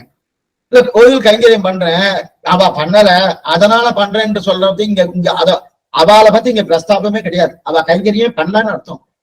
இன்னொருத்தரை பார்த்து கைங்கரியம் பண்ணால அது கைங்கரியமே கிடையாது. என்னால புரிஞ்சுக்கோ, அவர் பண்ணல சுவாமி அதனால நான் பண்றேன், அது கைங்கரியமே இல்லை. ஓ இந்த வாய்ப்பு அடியனுக்கு கொடுத்தாலே என்ன பாக்கியம், பகவான் என் மேல எத்தனை காருண்யத்தை வச்சுட்டு இருக்கார். இந்த எண்ணம் வந்து பண்ணணும், இந்த எண்ணம் வந்து பண்ணணும். அந்த எண்ணம் வந்து பண்ணியாச்சுனாலே அதுதான் கைங்கரியம். அவர் பண்ணலையா, என்ன பண்றத பண்ணி தொலைக்க வேண்டியிருக்கு, பண்றேன். இது கைங்கரியமே கிடையாது, கைங்கரியமே கிடையவே கிடையாது. நல்லா புரிஞ்சுங்க. அதனால அப்படிப்பட்டவா கோயில கைங்கரியம் பண்ணா அவாதான் கைங்கரியம். இல்ல இதை பண்ணணுமா அப்படி பார்த்தோம்னா, இப்ப நீங்க சொல்றது பார்த்தா சுவாமி, அப்ப நீங்க சம்பளத்துக்கு நிறைய பேர் பண்ணிட்டு இருக்காரணும். அவெல்லாம் அந்த மாதிரி பண்றான். இப்ப சம்பளம் இல்லையா அப்படின்னு சம்பளம் வாங்குறானோ, அவ என்ன பண்ணிருக்கோம், சம்பளமே வேண்டாம் நான் கைங்கரிய புக்கியா பண்ணலாம்னா சம்பளம் தாராளமா வாங்கலாம் இந்த தொகை. ஆனா அந்த சம்பளத்துக்காக பண்றேன்ற எண்ணத்தை விட்டுட்டு பண்ணணும். என்ன புரியுங்க, சம்பளத்துக்காக பண்றேன்ற எண்ணத்தை விட்டுட்டு பண்ணுமே தவிர சம்பளம் வாங்குறதுல எந்த தவறும் கிடையாது. நான் அதை பண்ணிட்டு இருக்கேன், இது கொடுப்பா, இன்னும் கொஞ்சம் போட்டு கொடுப்பாளா, அவ என்ன கொடுக்குறா 1000 ரூபாய் கொடுக்குறா, 2000 ரூபாய் கொடுப்பாளா, இந்த எண்ணம் வந்தா தவறு. அப்ப கொடுக்குறா சுவாமி அது வேற, எனக்கு இந்த வாய்ப்பை கொடுத்துருக்கானே, இந்த வாய்ப்பு கொடுத்துருக்கானே, இதை வரை எனக்கு என்ன தேவை, இந்த கைக்கரிமே போதும் பண்ணிவிடுங்க, அதோடு சேர்த்து சம்பளம் கிடைக்கும், அவ்வளவுதான். அதை கணிசிக்கவே படாது. ஆனா அது வேண்டாம்னு சொல்ல வேண்டிய அவசியமும் கிடையாது, அது வேணும். ஆனா அது பிரதானம் இல்ல, கைங்கரியம் பிரதானம். கடைசியா அந்த ஒரு இது மட்டும் எக்ஸ்டெண்ட் பண்ணிக்கிறேன் சுவாமி. இப்ப வைகுண்டத்துல ஸ்ரீ வைகுண்டத்துல வந்து அதே மாதிரி வந்து காலக்ஷேபம் கேட்கிற குரூப்னு ஒண்ணு இருக்கும், கைங்கரியம் பிசிக்கலா கைங்கரியம் பண்ற குரூப்னு அது மாதிரி இருக்குமா சுவாமி? அது மாதிரி எது கிரந்தத்துல இருக்கா? ஸ்ரீ வைகுண்டத்துல என்ன வேணாலும் உண்டு, எது வேணாலும். ஏன்னா எல்லாமே நீ சங்கல்ப ரீதியா பாத்துக்கலாம். நீ அங்க போனதுக்கு அப்புறம் சங்கல்பம்னா, நான் இங்க காலக்ஷேபம் கேட்டேன் நல்லா இருந்தது, அந்த காலக்ஷேபம் இங்க கேட்க முடியுமானா உடனே அங்க லைவ் வந்துரும். ஆனா இன்னொன்னு சொல்லிடுறேன், இங்க நான் இன்னார் என்ன வெசிஷன்றது, இன்னார் என்ன வெச்சா நானா வாழ வச்சேன், அது அங்க வருமானம் வராது. என்ன புரிஞ்சுக்கோ, அது அங்க வராது. ஸ்ரீரங்கத்துல பிரணய கலகம் சேவிச்சேன், அதே ஸ்ரீரங்கத்துல கங்கேத்திரை சேவிச்சேன், ராத்திரி கோரதன் சேவிச்சேன், வருமானா வரும், லைவா வரும், நல்லா பிரத்யட்சமா சேவிக்கலாம். இந்த நிலையெல்லாம் பூர்ணமா அது சங்கல்ப பண்ண. இப்ப நான் சொன்னேன், இங்க யாரோ வம்பு பண்ணா நானும் வம்பு பண்ணேன்னு, இந்த எண்ணமே முதல்ல அங்க வராது. ஏன்னா இங்கிருந்து போன வாழ்க்கை அஷ்டவிதமான கல்யாண குலங்கள் வந்துருதனும், அபகத பாப்மா, விஜரகா, விமுக்திகு, விமோசுகா, விஜிகிச்சகா, அபிபாசகா, சத்தியகாமகா, சத்திய சங்கல்பகா என்று சொல்லக்கூடிய 8 விதமான கல்யாண குலம் வந்ததுக்கு அப்புறம் அவளுக்கு இந்த நினைவே இருக்காது. பகவத் ஸ்மரண, பாகவத ஸ்மரண, ஆச்சாரிய ஸ்மரண, இதுதான் இருக்கும். அந்த நினைவு தான் இருக்குமே தவிர வேற நினைவு அவன் மனசுல வர்றதுக்கு வாய்ப்பே கிடையாது. வாய்ப்பு கிடையாதுன்னா அந்த மாதிரி நிலையில் இல்லையே. அங்க சுத்த சத்துவ மையம் இங்கதான் இருக்குது. இது கலங்குவாரம் உண்டு, கலக்குவாரம் உண்டு. அது டெலிவிஷன் திருநாடு, கலங்குவாரம் இல்லை, கலக்குவாரம் இல்லை. அதனால இந்த மாதிரியான ஞாபகம் வருவதற்கு வரவே வராது, வாய்ப்பு இல்லைன்றது வரவே வராது. ஆனா அங்க கைங்கரியம், இங்க அந்த திருக்கணமரம் சேவிச்சேன் சுவாமி, அந்த கைத்தல சேவை சேவிக்க முடியுமான்னா தாராளமா சேவிக்கிறோம், நன்னா சேவிக்கிறோம், ஆச்சரியமா சேவிக்கிறோம், எந்த தவறும் எல்லாமே அங்க உண்டு. ஏன்னா நீரே சங்கல்பம் பண்ணலாம், பகவான்கிட்ட பிரார்த்திக்கணுன்ற அவசியம் இல்லை, நினைச்சாலே உடனே அந்த அப்படிப்பட்ட அங்க வந்து. ஸ்ரீமதி ராமானுஜாய் நமக. ஒவ்வொருத்தவங்களா ஹேண்ட் ரைஸ் பண்ணிட்டு நீங்க டவுட் கேட்கலாம். ஒவ்வொருத்தவங்க யாரு எல்லாருக்கும் சேர்த்துதான் நம்ம வந்து இதை அரேஞ்ச் பண்ணியிருக்கோம், சரிங்களா? சாமிகிட்ட என்ன டவுட்னாலும் கேட்கலாம், ஹேண்ட் ரைஸ் பண்ணிட்டு ஒவ்வொருத்தவங்களா கேளுங்க, சரிங்களா? எல்லாருக்குமே அந்த வாய்ப்பு வந்து கிடைக்கணும். ஸ்ரீமதி ராமானுஜாய் நமக. அடியே ராமதாஸ் சுவாமி. சொல்லுங்க சுவாமி. மாதவ சுவாமி. இப்ப ஆச்சாரியத்துடைய சம்பந்தம் வந்து கிடைச்சதுக்கு அப்புறம் தான் வந்து நம்ம இப்ப சொரூப ஞானம் நன்னா சித்திக்கணும் அப்படின்னாக்கா ஆச்சாரியத்துடைய சம்பந்தம் அவசியம் வேணும் அப்படிங்கன்னு சொல்லி சாதிச்சிங்க ஒரு வாட்டி. அப்படி நம்ம சரி அப்ப ஆச்சாரியத்துடைய சம்பந்தம் கிடைச்சாச்சு. அப்ப இனிமே நமக்கு வைகுண்டம் நிச்சயம், நம்ம எப்படின்னா இருக்கலாம். அப்ப நம்ம சீவேஷன் அல்லாவிட்டு நிறைய நம்ம பழகலாம், பேசலாம் அப்படிங்கிறது வந்து அது நல்லதா? ஆச்சாரியருடைய அபிமானம் பெற்று அவன் திருவடியே அவருடைய திருவடியே கதி என்ற நிலையில இருக்கும்போது அப்பவும் நான் எப்படி வேணா இருக்கலான்றது கிடையாது. இது என்ன நினைக்கிறா, நம்ம சரணாகி பண்ணிட்டோம், டெல்லிக்கு போகணும், ரயில் ரிசர்வேஷன் பண்ணிட்டேன். பண்ணினதுக்கு அப்புறம் அந்த ரிசர்வேஷன் பண்ணதுக்கு அப்புறம் நான் எப்படி வேணா இருக்கலாம். அதுக்கப்புறம் அந்த டயத்துக்கு நான் அங்க போனேன்னா அங்க யாராவது உட்காந்துருந்தா அவ்வளவு என் சீட்ல எழுந்துருவா, என் சீட்டு அப்படின்னு சீட்டை காமிச்சு அனுப்பிச்சிடலாமோ அனுப்பிச்சுட்டா. நான் அதுக்காக கிடைக்கணுமே அது இருக்குமாங்கிற நினைவெல்லாம் எனக்கு இருக்காது. இருக்கணுன்ற அவசியமும் கிடையாது. ரிசர்வேஷன் பண்ணியாச்சுன்னா நேரம் அங்க போய் உட்காரணும். அதே போல சரணாகதி ஒரு ரிசர்வேஷன் பண்ணியாச்சு. பண்ணதுக்கு அப்புறம் நான் எப்படி வேணா இருக்கலாம், எனக்கு மோட்சம் நிச்சயம்னா கிடையாது. நல்லா புரிஞ்சுக்கோ, இது ரயில்வே ரிசர்வேஷன் மாதிரி கிடையாது. இருக்க வேண்டியபடி இருந்தா தான் உண்டு, இல்லைன்னா கிடையாது. ஆச்சாரிய அபிமானம் பெற்றுட்டேன் அப்படின்னு ஒரு கர்வம் வந்துட்டு வச்சுக்கேன், அந்த கர்வம் வந்தாலே அதுவே மோட்சத்துக்கு தடங்கலாம். அப்ப ஆச்சார அபிமானம் பெற்றிருந்தாலும் அந்த ஆச்சாரனுக்கு அடங்கி, பகவதால கடங்கி, பகவானுக்கு அடங்கி, சாஸ்திரம் சொன்னபடி எப்படி இருக்கணுமோ, இதன் குரு இதன் ஆகாட்சின்னு சாஸ்திரம் சொல்லியிருக்கு. அதன் பிரகாரம் நான் இருந்தா தான் எனக்கு மோட்சம். அதன் பிரகாரம் நாம இல்லைன்னா மோட்சம் இல்லை. அப்ப நான் பண்ண சரணாகதி வீண் தானே சுவாமி, நான் பண்ண சரணாகதி வீண் தானேன்னா வீண் கிடையாது. அப்ப கொடுக்கலன்னா சரணாகதி பண்ணிய மோட்சம் போலேன்னு ஒரு தப்பு வருதுன்னா கிடையாதுன்றாரு. ஏன் அது தப்பு இல்லையான்னா சரணாகதியை நீ பண்ணலேன்னு அர்த்தம். அது என்னமா சொல்ல பண்ணினே சுவாமின்னா சரணாகதினா என்ன அர்த்தம் முதல்ல புரிஞ்சுக்கணும். பகவானிடத்துல விசுவாசமா இருக்கணும், பகவதாட்ட விசுவாசமா இருக்கணும், ஆச்சாரிட்ட விசுவாசமா இருக்கணும், சாஸ்திரம் சொன்னபடி நான் இருக்கேன்னு நினைவுதான் சரணாகதி. அப்படி இருக்கச்சதே அதை விட்டுட்டு நான் என்னுடைய விருப்பப்படி இருந்தேன்னா சரணாகதி பண்ணிதான் அர்த்தம்னா கிடையாது. அப்ப உனக்கு மோட்சம் கொடுக்க வேண்டிய அவசியமே கிடையாது. அதனால ஆச்சார அபிமானம் இருந்தாலும் ஆச்சாரின் சொல்படி கேட்கணும், ஆச்சாரனுக்கு உபப்பா பண்ணணும். அவருக்கு எது பிரீத்தியோ அந்த பிரீத்தி தான் பண்ணிண்டே இருக்கணும். இது பண்ணிண்டே இருக்கணும், வேற எதுவுமே கிடையாது. அதை பண்ணாலே உனக்கு மோட்சம் நிச்சயம். இதைத்தான் மதுரகவி ஆழ்வார் பண்ணார், இதைத்தான் வடுகநம்பி பண்ணார். அந்த பிரீத்தி தான் முக்கியம். அந்த பிரீத்தி வந்துட்டுன்னு வச்சுக்கேன், நிச்சயம் தானே வைகுந்தம் தரும். அந்த தான் நம்ம எந்த பிரயத்தனம் பண்ண வேண்டாம், தன்னடையே அது கிடைச்சிரும். அது இது போல பெரிய டேம் திறக்கணும், அந்த பக்கம் தண்ணி இருக்கு, இந்த பக்கம் மூடு போட்டிருக்கா, மூடை எடுத்துட்டேன், மூடி எடுத்ததுக்கு அப்புறம் தண்ணியே வாவான்னு கூப்பிடணும், கூட வேண்டிய அவசியமே இல்லை, தன்னடையே வந்துடும். அதே போல நான் இருக்க வேண்டிய நிலைப்படிந்தால் இது காஞ்சி சுவாமி பிரதிபாதி பயங்கர சுவாமி எக்ஸலண்டா இந்த பாசத்துக்கு சொல்லியிருக்கார். ஞானம் அனுஷ்டான விலை நன்னாக விடைனான அந்த பாசத்துக்கு என்ன சொல்றாங்க, தானே வைகுந்தம் தரும். அது கொடுத்துட்டு போறது அவர் என்ன வேணுமா, பகவானே ஒரு துச்சமா சொல்லிட்டாரு. அவர் என்ன கொடுக்கறது, தானே வந்துடும். அவர் கொடுக்கணுன்ற அவசியம் இல்லை, தானே அந்த அளவுக்கு தானே. அப்ப இவன் இருக்க வேண்டிய நிலப்படியே அதுதான் முக்கியம். புரியுறதா?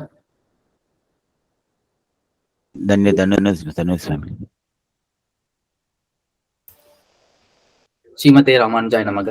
பேசிக்கா இருக்கிற விஷயங்கள் சொல்லலாம், டெப்தா இருக்கணுங்கிறதெல்லாம் அவசியம் இல்லை. சுவாமிகிட்ட நீங்க நம்ம சமாதானத்துக்காக தான் நம்ம அந்த செக்ஷனே சுவாமி வந்திருக்காங்க, எழுந்தருளி இருக்காங்க. சோ பேசிக்கான விஷயங்களுக்கு மனசுல தோன்ற பேசிக்கான சம்பிரதாயத்து உள்ள விஷயங்களை நீங்க அவசியமா கேட்கலாம். ரேவதி லட்சுமி அம்மா நீங்க கேளுங்க. அடியே ஸ்ரீமதே ராமானுஜாய நமக. அடியன் சாமி. சுவாமி ரகசிய இத பத்தி இங்க கேட்கலாமா சுவாமி? அடியன் தாராளமா கேட்கலாமா.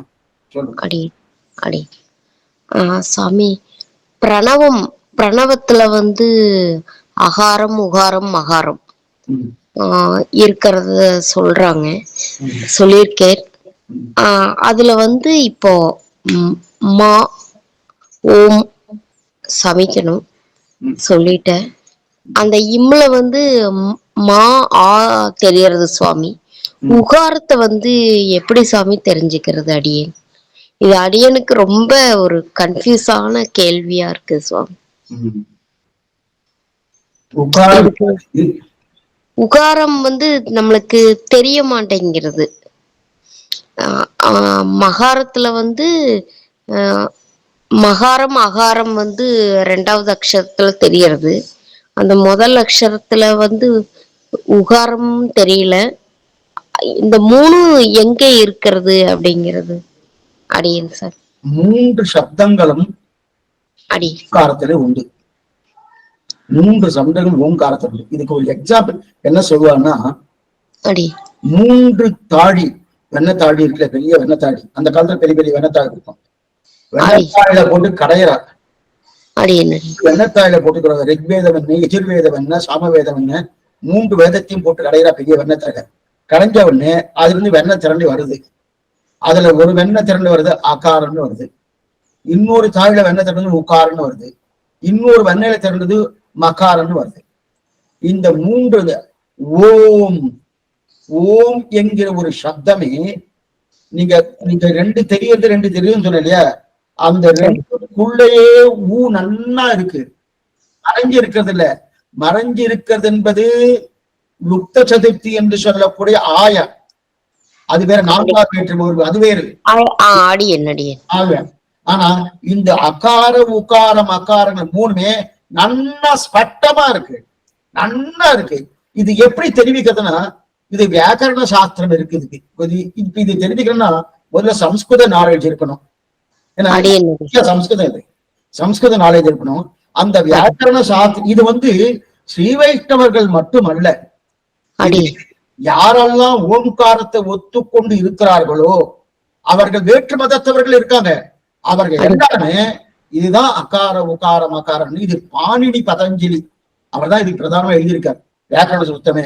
அவர் தான் இதுக்கு அகார உகாரம் அகாரங்கள் 3 விதம் உண்டு எழுதியிருக்கார். அப்படி இருக்க இது எல்லாராலையும் ஒத்துக்கொள்ளப்பட்டது. ஆனா நிச்சயமா உகாரம் அதில் உண்டு. அதே போல அகாரம் உண்டு, மகாரம் உண்டு.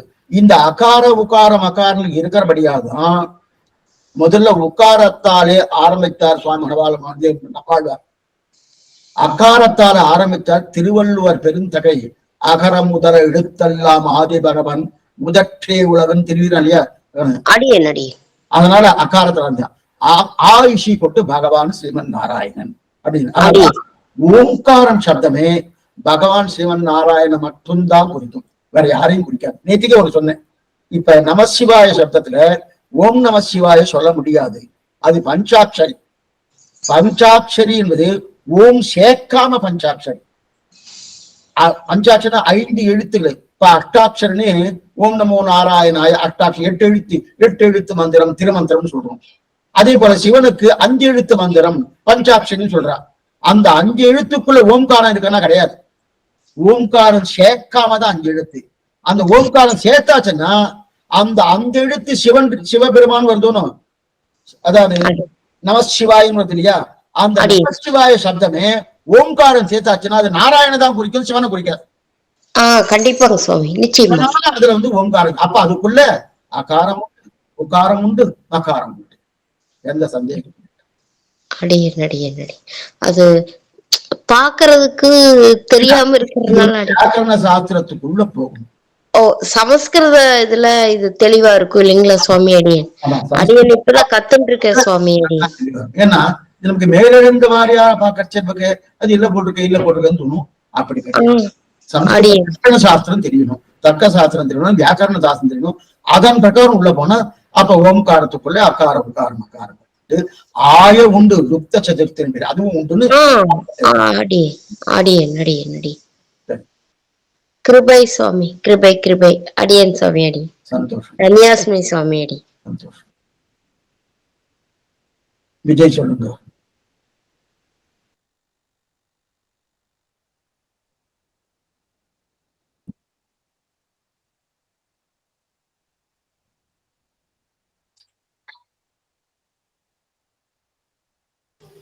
ஸ்ரீமதி ராமானுஜாய் நமக்கு. அம்மா டவுட் இருந்தா நீங்க கேட்கலாம். விஜய நீங்க ஹேண்ட் ரைஸ் பண்ணிருக்கீங்க, சுவாமி பேசுங்க. அடியன் சாமி அடியன் சொல்லுங்க. சார் இப்போ சம்பந்தம் வச்சுக்கிட்டா வந்து சிவன் கோயில் மற்ற கோயில் எல்லாம் தவிர்க்கணும், வேற எந்த கோயிலுக்கும் போக கூடாது, பிரசாதம் எடுத்துக்கூடாதுன்னு சொல்றாளே, அதுக்கு ஏதாவது ரீசன் இருக்குங்களா? கொஞ்சம் திறந்த மனசோடு நான் நீ சொல்றதை கேட்கணும். திறந்த மனசோடு கேட்கணும். ஏன்னா இதை வந்து சாஸ்திரத்தை கொண்டுதான் நிரூபிக்கணும். இது மேலெடுத்த வாரியா நம்ம நிரூபிச்சோம்னா, சாஸ்திரத்தோட நிரூபிக்க போறேன், நிரூபிச்சோம்னா அது வந்து அது என்னவா சுவாமி அது கூடாது அது கூடாதுன்னு வரும். இப்ப பகவான் ஸ்ரீமன் நாராயணன் அவர் வந்து புருஷோத்தமன்னு பேர். பகவான் அவரை புருஷன்னு சொல்றது. இப்ப நாம எல்லாருமே புருஷன்னு வந்துட்டோம்னா அதுக்கு எதிர்த்தட்டா இருக்கிறது புருஷன்னா ஆண்மகன்னு பேரு. அந்த ஆண்மகனுக்கு எதிர்த்தட்டா இருக்கிறதுன்னு பெண்மணின்னு பேரு, பெண்ணான தன்மை, பெண். இப்ப நாம அத்தனை பேரும் பெண்கள். பகவான் மட்டும்தான் புருஷன், அவன் மட்டும்தான் ஆண், மற்ற அத்தனை பேரும் பெண்கள் தான். அப்படி இருக்கச்சதே ஒரு பெண்ணானவள் ஒரு ஆண்மகனை கல்யாணம் பண்ணி கொண்டால் அந்த ஆண்மகன் பர்த்தான்னு பேரு, கணவன் பேரு. அந்த கணவனுக்கே தான் ஆட்பட்ட தன்மை, மற்றவா யாருக்கும் தான் ஆட்பட்ட தன்மை கிடையாது என்கிற நிலை ஏற்படணும். இதுதான் உலக நியதி, இதுதான் நம்முடைய பாரத தேசத்துடைய சம்பிரதாயம். அதுதான். இப்ப பகவான் தான் புருஷன். இப்ப நாம அத்தனை பேரும் என்ன பாரியான்னு பேரு, அப்ப மனைவின்னு பேரு. பாபி மனைவியா? நான் என் பேரு விஜய், நான் ஆண்மகனா இருக்கேன். நீங்க காலட்சேபம் சொல்றீங்க, நீங்களும் ஆண்மகனா இருக்கேன். இங்க காலட்சேபம் கேட்கறவள நிறைய பேர் பெண்மகளா இருக்கா. அவெல்லாம் வேணா பகவானுக்கு பாரியான்னு சொல்லிக்கிட்டோம். இப்ப நாமெல்லாம் என்னவா சுவாமி நான் ஆண்மகனா இருக்கனே, நான் என்னவா நான் பாரியான்னு சொல்றோம். அப்ப ஆண்மகனே ஆண்மகனை கல்யாணம் பண்ணிடுது அப்படின்னு ஆகாதான்னா கிடையாது. நீங்க என்ன நினைக்கிறோம், இந்த உடம்பு இந்த சரீரத்தை வைத்து கொண்டு ஆண்மகன் சொல்றோம். சரீரம் வந்து இது வந்து அச்சித்து, அது மட்டும் இல்ல, இது வந்தே இருக்கு. ஆத்மாதான் நிஜம், இதுவும் நிஜம்தான், இது மாறுதலுக்கு உட்பட்டது. ஆனா ஆத்மா மாறவே மாறாது. ஆத்மாவுடைய தன்மை என்ன தெரியுமா? பெண்ணான தன்மை. எல்லா ஆத்மாவுடைய தன்மையும் பெண்ணான தன்மை. நல்லா சொல்லுங்க, பகவானை தவிர அது சிவனாகட்டும், சிவனும் பெண்ணான தன்மை தான். பிரம்மாவாகட்டும், பிரம்மாவும் பெண்ணான தன்மை தான். பகவானை தவிர மெத்த அத்தனை பேரும் பெண்ணான தன்மை. அப்ப அத்தனை பேரும் அவளுக்கு பத்தினியா? ஆமா, அத்தனை பேரும் அவரு பகவானுக்கு பத்தினி. சரி, அப்படி இருக்க செய்து அந்த மாதிரி இருக்க செய்து சரி சுவாமி அந்த மாதிரி வருவான்னா அவன் மட்டும்தான் புருஷன், வேற யாரும் இல்லை. அப்ப இவாள் இயற்கையில் இருக்கிறது எது? அதனால்தான் பகவானுக்கு அகார வாச்சனான பகவானுக்கு மக்கார வாச்சன ஜீவாத்மா அடிமை அடிமை அடிமைன்னு சொல்றதுக்கு என்ன காரணம்னா இதுதான் காரணம். பிரதான காரணம்னா இந்த இடத்துல இவாளெல்லாம் என்னது பெண்ணான தன்மை. பெண்ணுன்னு சொன்னாலே ஒரு ஆண்மகனுக்கு இப்ப அடிமைப்பட்டு இருக்குன்னா நம்ம லோகத்துல இருக்க மாதிரி அடிமை இல்ல. என்ன புரிஞ்சுங்க, இவனுக்கு சுவாதந்திரம் கிடையாது, இவனுடைய விருப்பப்படி நடக்க வேண்டிய ஒரு நிலை கிடையாது. அதான் அடிமைப்பட்டு. என்னன்னா அடிமைப்பட்டு உட்காரணும் எழுதுக்கணும் அடிச்சா வாங்கிக்கணும், அது இல்லை இங்க அடிமைப்பட்டு சொல்லுது. அடிமைன்னா அவனுடைய ஆனந்தத்துக்காக இருக்க வேண்டியது இவருக்கு அடிமையை தவிர அவர் உட்கார்ந்து எழுதுக்கணும் அந்த விஷயத்தை விட்டுருவோம். இப்ப அதனால இவர் அதுக்கு பாரியான ஒரு நிலை வந்துட்டு இல்லையா, வந்தபடியாலே அவருக்கு மட்டுமே ஆட்பட்ட தன்மை இருக்கணும். சரி சுவாமி, அதனாலதான் கொஞ்சம் நல்லா பார்த்துங்களோ, ஆழ்வார்கள் பாசனம் இருக்கு இல்லையா, ஆழ்வார் ஆண்மகன், அவர் பெண்ணான தன்மை ஏறிட்டு கொண்டு தாய் பாசனம், மகள் பாசனம், தோழி பாசனம் இதெல்லாம் பாடியிருக்கார், நம்மாழ்வார் பாடியிருக்கார். அதே போல இப்ப ஆண்டாள் பெண்ணான பெண்ணு தானே, ஆண்டாள் பெண், ஆத்மாவாலையும் பெண்ணு, சரீரத்திலையும் பெண்ணு. இப்ப பெண் தானோ, அதே ஆண்டாள் ஆண்மகனாக ஏறிட்டு கொண்டு ஏதாவது ஒரு பாட்டு பாடியிருக்கானா? கிடையாது. ஏன்னா ஆத்மாவுக்கு இயற்கையிலே இருக்கக்கூடிய தன்மை பெண்ணான தன்மை, ஆணான தன்மை கிடையாது. பரமாத்மாவுக்கு மட்டும்தான் ஆணான தன்மை.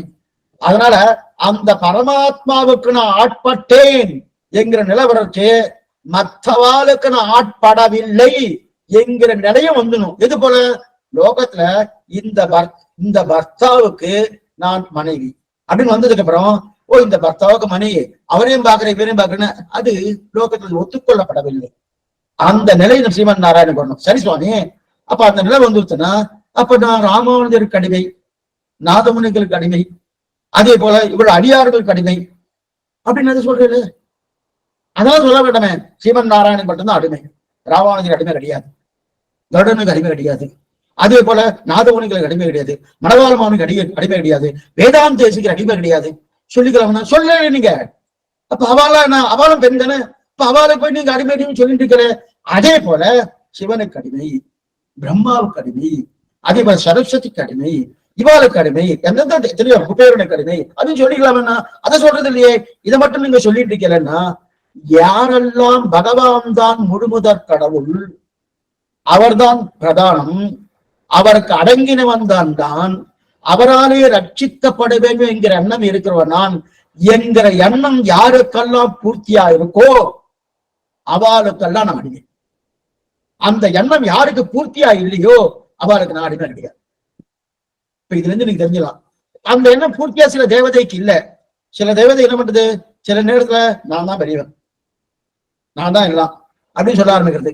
அப்ப அந்த சொல்ல ஆரம்பிக்கும் போது அப்ப இவருடைய பாலிசிக்கு அது எதிர்த்தட்டா இருக்கு.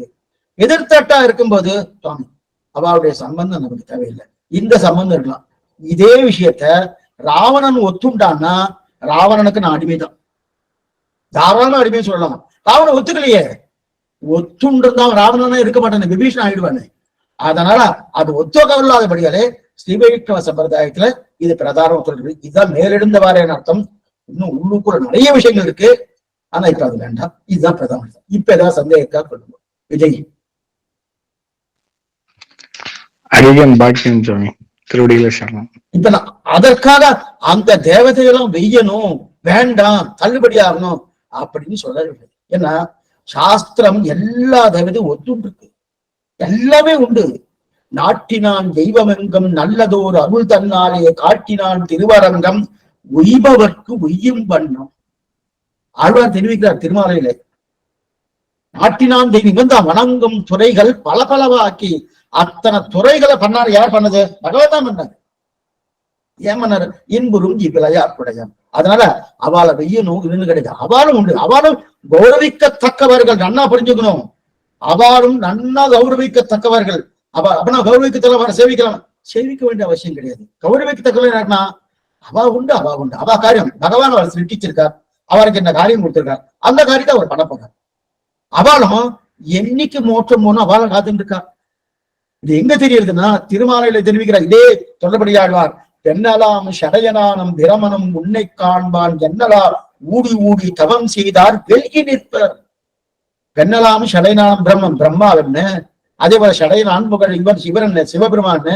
எப்ப மோட்சம் கிடைக்க போறது, எப்ப மோட்சம் அவளும் காத்துட்டுதான் இருக்கான். அவளுங்க அவளுடைய காலம் முடிஞ்சது, அவன் மோட்சத்துக்கு போகதான் போறான், இன்னும் சந்தேகம் இல்லை. இதுதான் பிரதானம். இதுக்கு மேல நிறைய உண்டு, ஆனா இப்ப இது வரைக்கும் தெரிஞ்சுட்டாலே போதும். அடியன் சுவாமி, எனக்கு ஒரு சந்தேகம் இருக்கு சுவாமி. ஸ்மார்த்தாக்கு ஆக்சுவலா வந்து காஞ்சிபுரம் மடம் வந்து ஆச்சாரியார்னு எடுத்துப்பா நார்மலா. நமஸ்கார ஜபம் வாங்கிக்கிறாளோ இல்லையோ அதெல்லாம் இல்ல. ஆனா பிறந்ததுல இருந்து நாங்க வந்து காஞ்சி மடாதிபதினு தான் போட்டுட்டு வரோம் சுவாமி. இப்ப நாங்க பஞ்ச சம்ஸ்காரம் வாங்கிண்டா குருவை மாத்தின மாதிரியான ஒரு இது வருமா சுவாமி? நீங்க பஞ்சசம்ஸ்காரம் என்னன்னா உங்களுடைய நிலையே மாறுதா சுவாமி?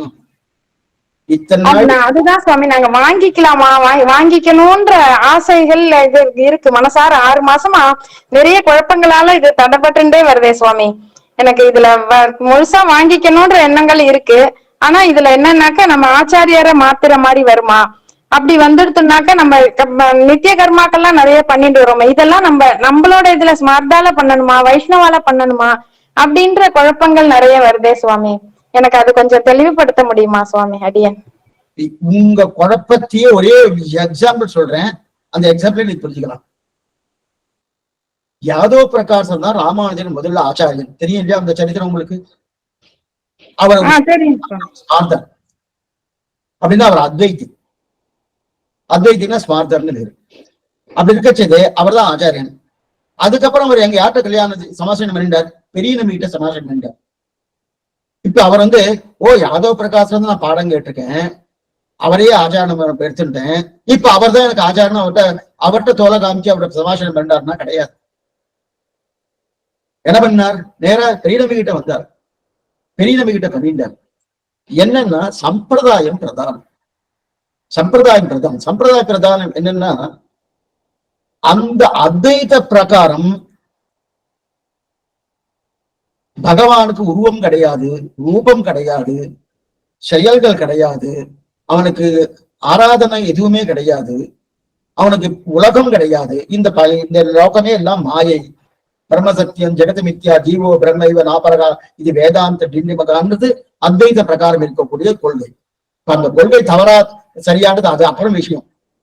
அந்த கொள்கையிலிருந்து மாறுபட்டுதான் ராமாயணத்தை வந்திருக்காரு.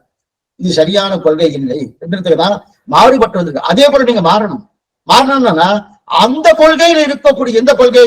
பிரம்மம் உண்டு, பிரம்மக்கு திருமேனி உண்டு, இந்த லோகமும் உண்மை, எல்லாமே உண்மை, எல்லாமே உண்மை, எதுவும் பொய் கிடையாது என்கிற கொள்கைக்கு நீங்க வரணுமோனோ அப்படிப்பட்ட மதகுருமார்கள் யாரோ அவள்கிட்ட நீங்க சம்பந்தம் வச்சுக்கணும். அந்த சம்பந்தம் தான் ஸ்ரீ வைஷ்ணவ சம்பந்தம். அதுதான் நிஜமான மதமே தவிர, நிஜமான மதம் நிஜமான மதகுருவட்டை நீங்க சம்பந்தம் வச்சுக்கலன்னு அர்த்தம். அந்த சம்பந்தம் தாராளமா எடுத்துக்கலாம். இதுக்கு எக்ஸாம்பிள் ராமானுஜரை, வேற யாரையும் இருக்க வேண்டாம்.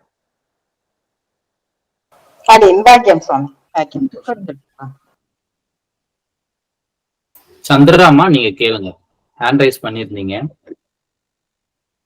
அடியன் சாமி, நாங்க 10 வருஷமா இஸ்கான்ல இருந்தோங்க சாமி. இப்ப இங்க சமாசனம் வாங்கிட்டு 1 வருஷம் ஆகுதுங்க சாமி. அழகி சிங்கப்பட்டு சமாசனம் வாங்கிட்டு 1 வருஷம் ஆகுதுங்க சாமி. அந்த வயசு வேற மாதிரி இருக்குங்க சாமி, இந்த சம்பிரதாயம் வேற மாதிரி இருக்குங்க சாமி. எங்களுக்கு இதுலதான் ஃபாலோ பண்ணிட்டு இருக்கிறோம். இருந்தாலும் முழுசா அதுல எப்படி ஃபாலோ பண்ணுங்கிறது எங்களுக்கு இதுல தெரியலைங்க சாமி. அது கொஞ்சம் எடுத்து சொன்னீங்க சாமி. அடியன் அழகிய சிங்கத்தை நீங்க சமாச்சாரம் பண்ணிட்டே இல்லையா? அடியன் சாமி. அழகிய சிங்கத்தை நீங்க சமாச்சாரம் பண்ணிட்டே இல்லையா? ஆமாங்க சாமி. அடியன் சாமி. அவருடைய திருமணம் பிரகாரம் நீங்க நடக்கணும். அவர் எப்படி ஆட்சிறாரோ அந்த ஆச்சாரம் என்ன சொல்றாரோ அதன் பிரகாரம் நீங்க நடக்கணும். அதுதான் சாமி. அவர் எதுவுமே சொல்லல. நீங்க இஸ்கான்ல இருந்ததுனால உங்களுக்கு எதுவுமே சொல்ல தேவையில்லைன்னு ஒரே வார்த்தையில முடிச்சுக்கிட்டாருங்க சாமி. எங்களுக்கு விளக்கம் சொல்லல. நீங்க சொல்லுங்க சாமி. நம்ம ஸ்ரீ சம்பிரதாயத்துல எப்படி நடந்துக்கணும்? இந்த ஒய்யாரத்துல வந்துட்டு நாங்க எவ்வளவு இப்ப கத்துக்கிட்டோங்க சாமி.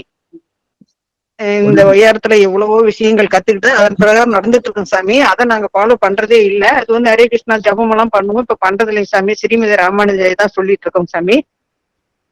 அதனால வந்து இதுல இன்னும் கொஞ்சம் விளக்கமா தெரிஞ்சுக்கலான்னு தான் அடியன் கேக்குறேங்க சாமி. அடியன் ஒண்ணுமில்ல, ஸ்ரீமன் நாராயணன் பரதேவதற்கு ஹரே கிருஷ்ணா அவாரம் அதுதான் ஒத்துன்னு இருக்கா சம்பிரதாயம். அப்புறம் இன்னொரு டவுட்டுங்க சாமி, ரங்கன் ஸ்ரீ ரங்கர் படம் மட்டும்தான் இருக்கணும், ராதே கிருஷ்ணா படங்கள்லாம் வீட்டுல வச்சிருக்கூடாதுங்கிறான் சாமி. அதுக்கும் கொஞ்சம் விளக்கம் ப்ளீஸ் சொல்லுங்க சாமி. அடியன் ராதே கிருஷ்ணா படம் தாராளமா இருக்கலாமே, யாரும் இல்லை கூடாதுன்னு சொல்லாது, தாராளமா இருக்கலாமே.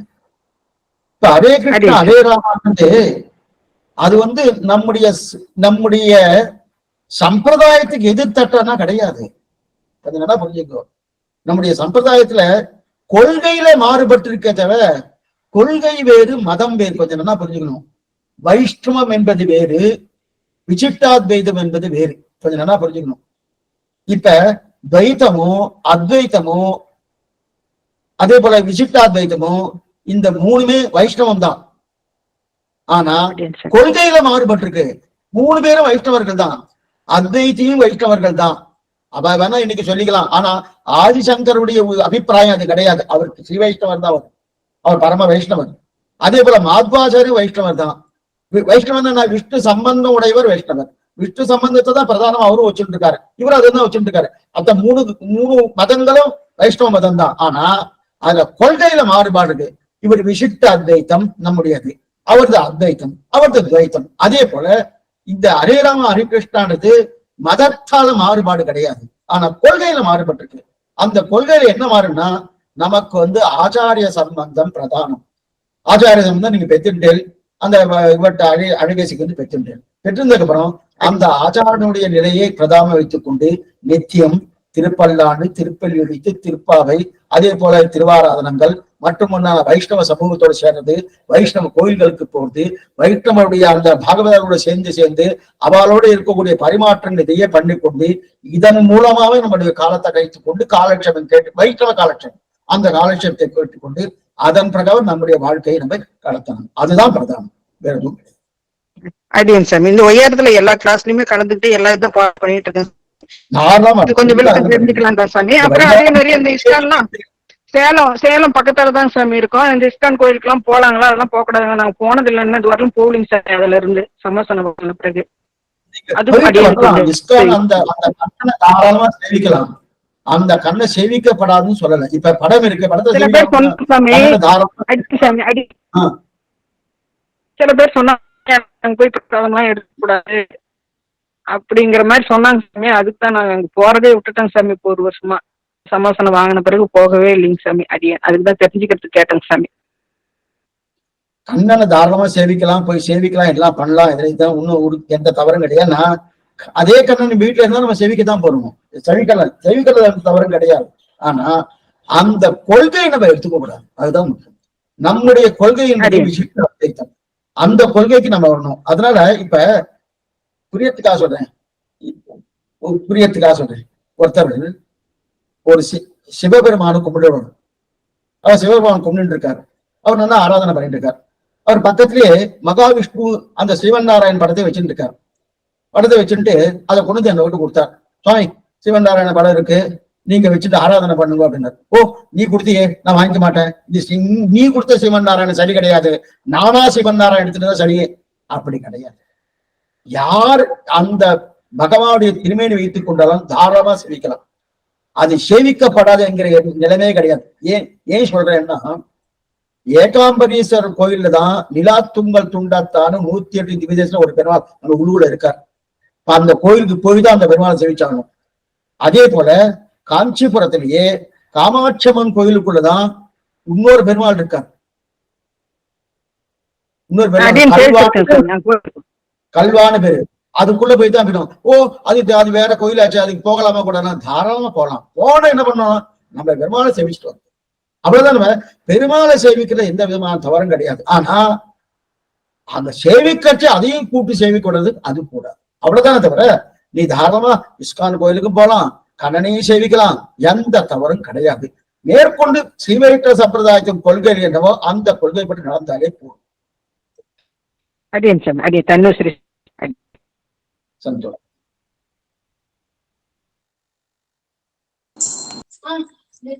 அடேன் சாமி, கிரந்த காலட்சேபம் கேட்கறது கைங்கரியத்துல வருமா சாமி? தாராளமா. இப்பதானே சொன்னேன், காலட்சேபம் கேட்பதும் கைங்கரியம் தான், சொல்லுவது மட்டும் கைங்கரியம் இல்லை, கேட்பதும் கைங்கரியம் தான். இத்தனை காலட்சேபத்துல இருந்தேன்னா கைங்கரியம் பண்ணான்னு அர்த்தம். கைங்கரியம் பண்ணா இத விளையாட்டா எங்க சுவாமி சொல்லுவார். காலட்சேபத்தை வந்து உட்கார்ந்தாச்சு அப்படின்னு தூங்கிட்டா. இன்னைக்கெல்லாம் இந்த மாதிரி இல்ல இருக்குல்ல, அப்புறம் நேரம் அடிச்சுதான் பார்த்துட்டு இருந்தோம். தூங்கிட்டா. சுவாமி என்னன்னா, இல்ல அவரு பிரம்மானந்தத்துக்கு போயிட்டாரு, உள்ளுக்குள்ள ஆனந்தம் தான் அப்படின்னு சொல்லுவார். தூங்கியாச்சு என்ன பண்றது? அதுவும் கைங்கரியம் தான். அந்த அளவுக்கு கைங்கரியம் ஒத்துட்டு இருக்கு. அந்த இடத்துல இருந்தாலே போறோம், அதுவே கைங்கரியம்.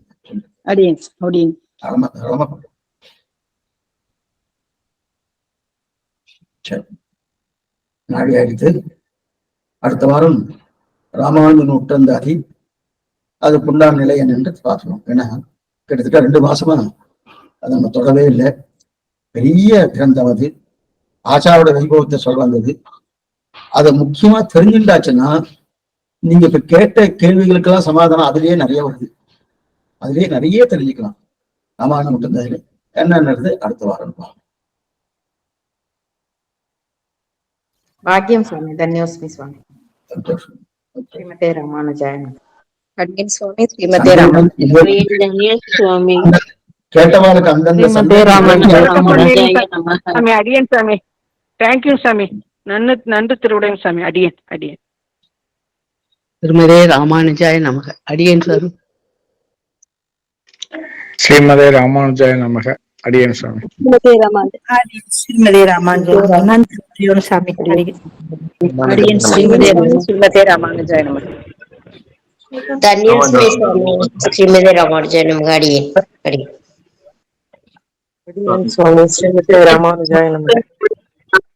ரொம்ப நல்ல அருமையா இருக்கு சாமி. கிளாஸ் கேட்டுட்டே இருக்கிற சாமி. ரொம்ப பாக்கியம் சாமி. ரொம்ப நல்லா சொல்லியிருக்கிறீங்க சாமி. அடியன் சாமி, திருமதே ராமானுஜாய. அடியேன் ராமானுஜதாசி சாமி தாரித்ரோடி சேர்த்து